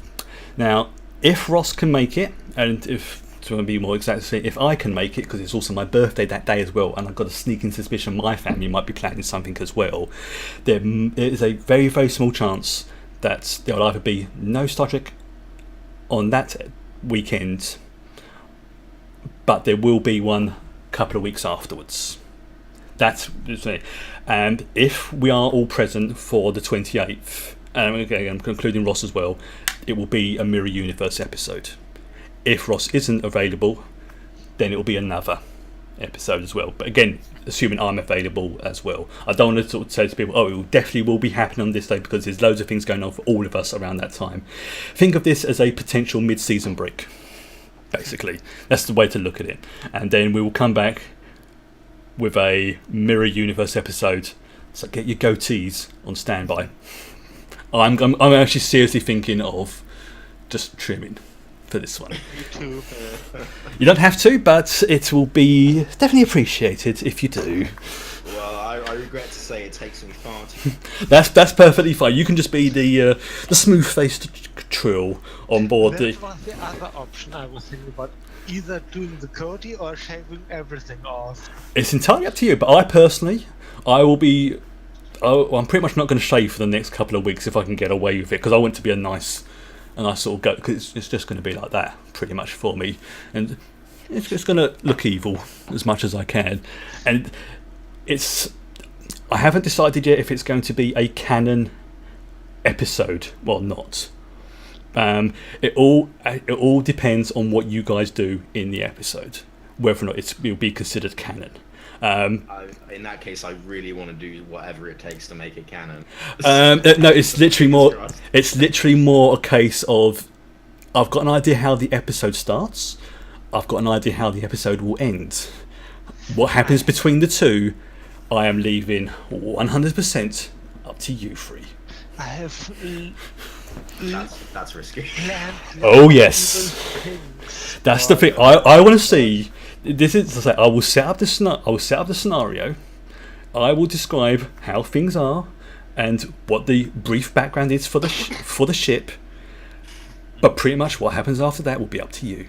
Well, actually, on that note, Chris, are we going to get any notes before we make our characters? For this one, essentially, what it's going to be will be you have the same stats, just to keep it easier, but with the focuses, I'm going to let you go do whatever you want. Yeah, I know that, but it might be slightly helpful if we had some idea what setting we were going to be in. Okay, well, this is something I'll go over now. Actually, whilst you're here, you're going to be in command of a ship called the Khan's Wrath. Ooh. I like that. The ISS Khan's Wrath. Your, I suppose you could say, mandate from Her Glorious Empress. You are basically going to be not so much bounty hunters, but you will be the ones who will be sent out to recapture others. Okay, I can work with that. Terran scum. Whatever. You'll be given a target. That'll be in your briefing at the beginning, and then that'll be it. But that's basically what it is. You are the Empress's hit squad, for want of a better term. I also have already to excuse myself for the Mirror Universe Tira and the Mirror Universe Deborah. Why? What are you going to do? Anymore? Yeah. With regards to, I can never remember 100% if I'm pretty sure symbiotes do exist in the Mirror Universe. Yeah, they do. I thought they did. But to keep things easier on myself and for everyone else, is you are pretty much going to have the same base stats of what you've got now. So like you would have however many hosts Davin, you will still be an Andorian, you'll still have a Vulcan, but it's how you play your characters. This is what I'm looking forward to seeing. And we actually the same rank. Yes. Actually, no. The ranks are going to be different. Sorry. Yes, it's a good point you brought that up. Actually. And I think the Trill are also part of the Cardassian Klingon Alliance. It's pretty much going to be whatever.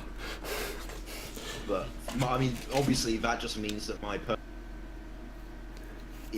has put me in the orbit of the Empire instead. Well, in effect, Davrin's going to be the captain of this one. Full captain. For now. Yes, now. For the beginning. I'm going to let you two choose what roles you want on the ship. The other two. I will be because I'm already almost finished for Mirror Universe Zero, I will be the inquisitor of the captain. Okay. Yeah, you can do that. Because I will have a focus in torturing and other stuff. So you're going to be the ship's interrogator. Yeah. Oh, I like that. That I like. And what about... Oh, he will. Todek will be in the science medical field. Still the mad scientist. Yes, exactly. Ooh, do I include Archie as well? Experimenting, you know, going into virology with live subjects. You know what? Screw it. I'm going to say you also got Archie. Awesome. We As- have to come up with an appropriately alternative. I will leave that up to you, but I'm going to... I would like a very brief explanation as to how he got on the ship. It's just doesn't have to be major. Just has to be, can be anything. We were on a mission, and we found Archangel, and we put him to a choice: either to serve us or to be destroyed and to be destroyed forever. And then Yeah, that we made the works. choice That's to- fine. That's perfectly fine. Treating him as an individual. It's entirely up to you. If you want to treat him as a thing, you can treat him as a And thing. Of course, we have a virus, a computer virus, as a fail switch if he betrays us. That's of course. So we have never That's of course. read That's of course assuming he hasn't overwritten it.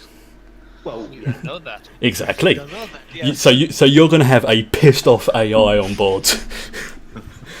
Oh, this is going to be so much fun. I am looking forward to this. Right. Well, I am absolutely shattered. It's been a long day for me. It's been a pleasure. And thanks for running as always, Chris. no, thank you for playing. Seriously, if it, For that amazing episode. this is one I've been looking forward to doing pretty much since day one. I wanted to do a race of some kind, and I could not figure out a legitimate way of doing it. But that one comment I made last time about doing the Slipstream drive, the split second I said that, I realised, oh, here we go. This is going to be good. So yes, thank you, Ian, for joining me, and I'm going to be playing Lord of the Rings online tomorrow. It's going to be about sort of 12 midday. If anyone wants to join me, you're more than welcome. If not, I hope you have a great weekend. And as the old Vulcans say, live long and prosper. Goodbye. Bye. Goodbye. Right, I'm going to turn that off. Bye bye.